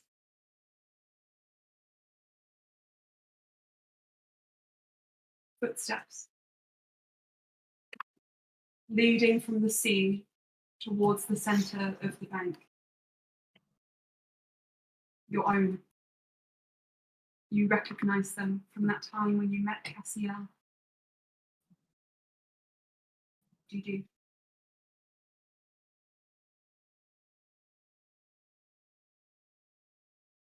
Slay definitely looks distracted. She's looking for Cassiel.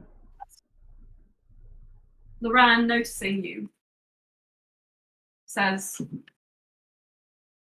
you want us to land?" We can't see Elijah yet.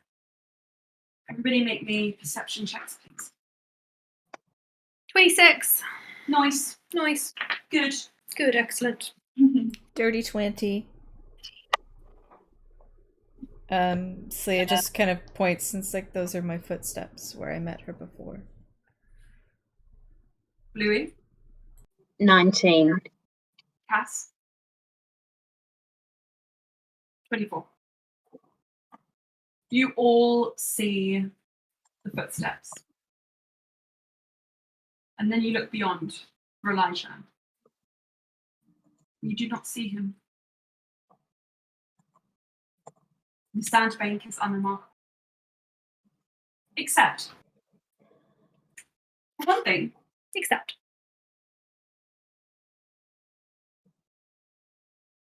Secured to the sand with a crude wooden stake is a rowboat. Uh-oh.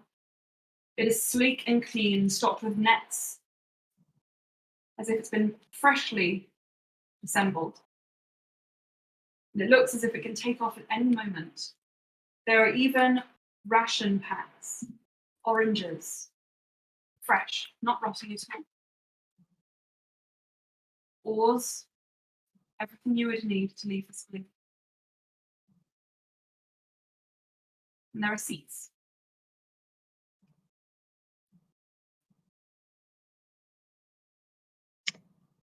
How many seats?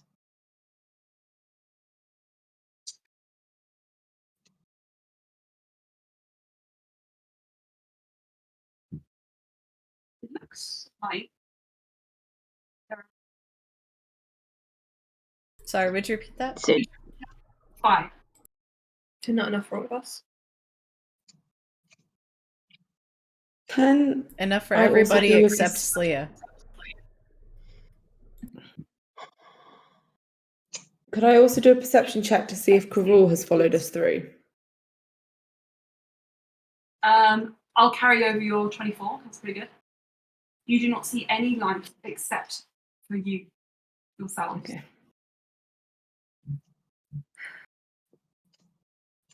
Okay.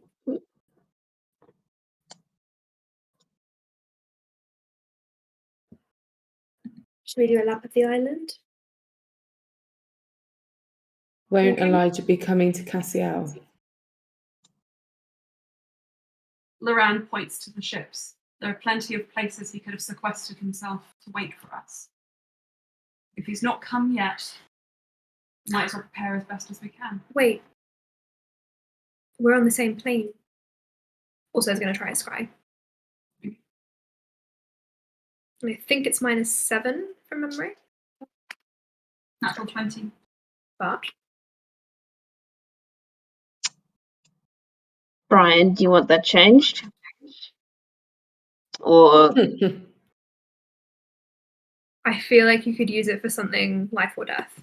What did you Okay. What did you roll for your foresight? 14 on the dice?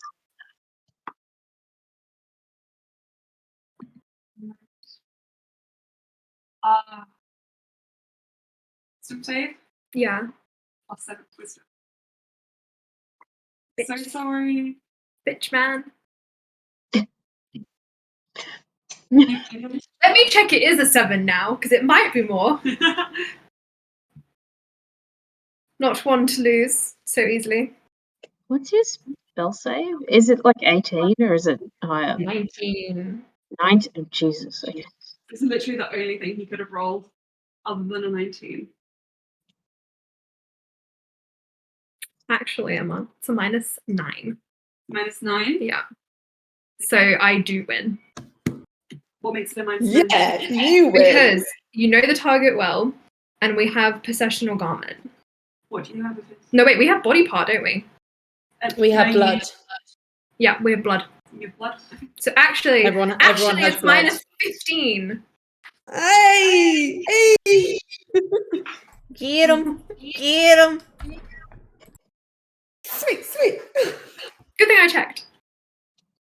He's watching you. Where is he? You're watching him, watching us. I see you watching me, watching you. He looks as if he is, in fact, on one of those ships. Can I identify which one? As he is looking at you, it's hard to say from this distance. But I can use the stars, right, to chart where he is. Okay, so let me explain that. You have Pheiweyes, which Yeah. is the horizon. The stars beyond that are all pulled and like torn and tethered, like rips on the fabric. You don't feel they would be 100% reliable. However, you can ascertain from where he's looking that it is probably one of the 4 ships that run the length of the from length to length of the island. They're about 100 feet away. Also kind of like closes one eye and lines it up. Somewhere. As Ulster is doing this, Could get a surprise shot in, just saying. as Ulster is doing this, Slia, you have your footsteps. What are you doing? Has Loran like set out? What do you mean? Like have we landed next to? Yes. You landed when you guys Okay. started doing your perceptions. Window wasn't locked. He's fine. Safety. I guess Slia will just kind of approach the footsteps if nobody else. Okay. You know. Slia, what's interesting is when you approach them, you start like off to the edge of the island, kind of almost on that sort of split between dry sand and wet. And subconsciously, you kind of put your foot down, and it matches perfectly the first footstep without you even needing to. Uh-oh. Do you walk the same footsteps you trod before? Yep. Step, step, step. And then the end. No Cassiel. But there is a low dip in the ground where she was sat. Slia takes her seat as she did before and just waits. Can I shoot Elijah or like? Naran's like, I'm really gunning for it. Yeah, Should we Cass do is that? going to form like a defensive stance behind Slia, facing the direction that Loran says, Brian is. if he's not attacked yet, it means he's waiting. So, I recommend putting a barrier between him and us, however temporary it is, to give us as much time as possible. And do another druid grove. Does that do anything to the last one? Let me check.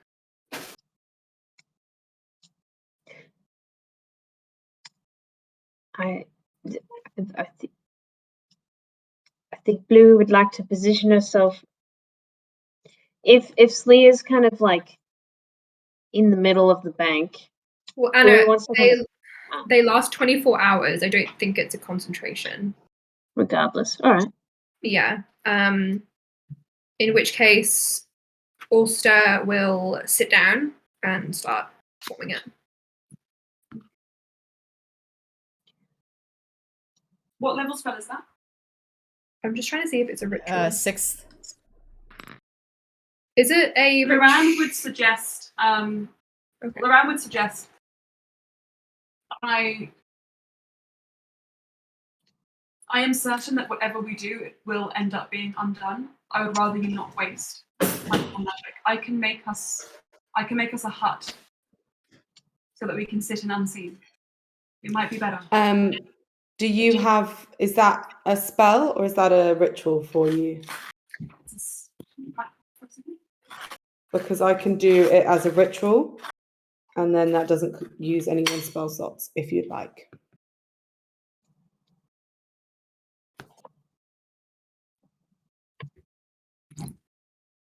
Well, we have protection. Why don't we just launch the first attack? And see what he does. Yeah. We have fire. Do we want to waste spells when we know we can't see him? I know where he is. If we set fire to the ships, he'll have to come in. Loran says, I can do a wall of fire across them. I would say do it. Can I? Louis. I think Blue would like to try and find where in the water she seemed to be standing from when she had that vision, and kind of look to Slia. Okay. As you do that, you kind of step into the water. Loran says, right, so if we're going to do this, I'll want, in case this becomes a fist fight, Saraza, will you come? And Cass, also, you both have fire powers, so you join me and we can be a combined front. He said it's 100 feet away, right? Yes, I'll do the carpet. I can get him from here. If we get him from here, we make ourselves a target from here. I don't want to interrupt Celia. If we just get off the ground, I think that'd be best. Okay. We'll still get on the carpet. Saraza says to you, Louis, first line of defense. And he claps you on the shoulder. I'm not sure this is the right move, but I will come with you. We're not going far, Loran said. 50 feet up, if that.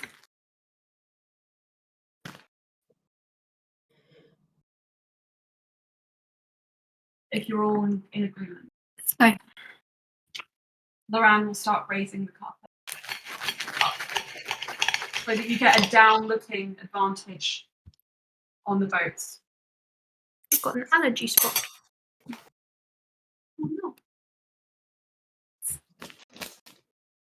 Bluey, you're watching Sleer and she sits on the sand. And it matches your vision almost, but Sleer's not in the right position. And there's no dawn. You don't know what time it is. You can't tell by the stars. You don't have a watch. You don't know how long this dusk will last. Sleer, as you sit and wait, you watch your friends go up into the sky. Ciel does not come. But instinct does.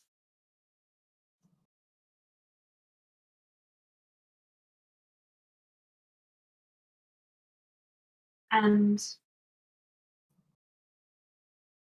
you remember your conversation with Cassiel. How she told you you don't have everything. Can I roll some sort of check to figure out what I'm missing? Roll me a religion check. As she's kind of pondering this in an attempt to potentially get advantage, can she just kind of like run her fingers over like the ash mark on her right hand?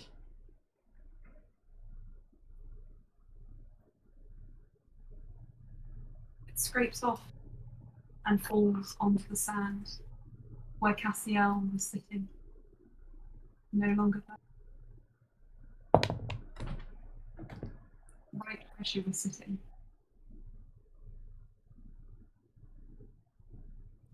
It's not a mistake. What do you do with it? Sorry, say that again? So what do you do? No, but what was right before that? It's not a mistake where it landed. Sleia kind of shuffles over to sit in Cassiel's place.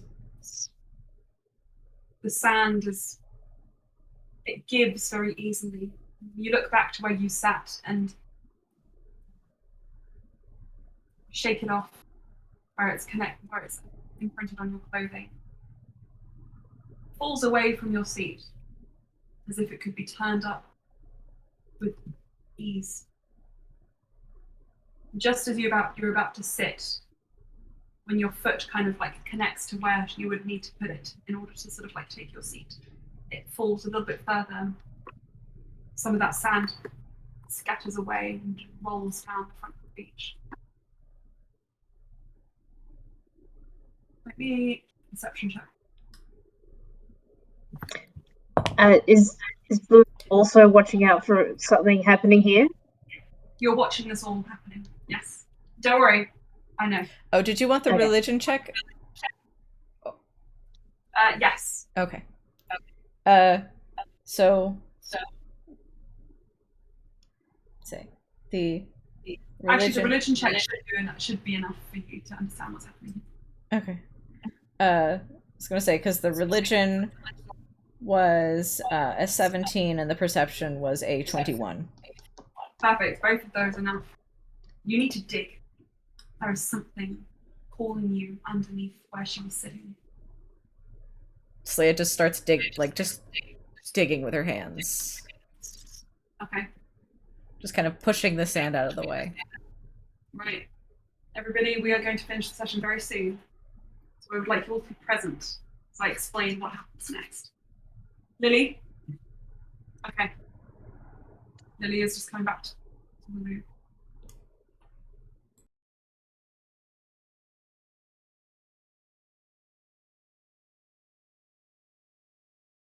You guys rise higher and higher in the air until you have the perfect vantage point. On one side, you see Sleia digging through the sand, Bluey watching her from a distance. On the other, you see 4 ships, all armoured, all dented and destroyed.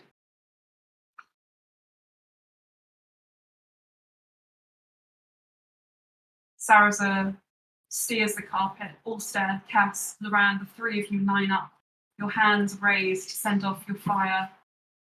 One red and gold, one pink and one blue and white. And just before you do, Sleer, your hands connect. Something made of wood, coarse, having been buried for so long. And damp. But you pull and it's unbelievably heavy. It's a coffin. It's not big enough to be a coffin. Bluey, you can see her struggling with it. I think Bluey would just briefly put aside any of the like, oh, I want to interpret this vision, and just go and help Slayer dig it up. You pick it up. Between the two of you, it's still heavy, but you reveal it to be a small, for lack of a better word, treasure chest.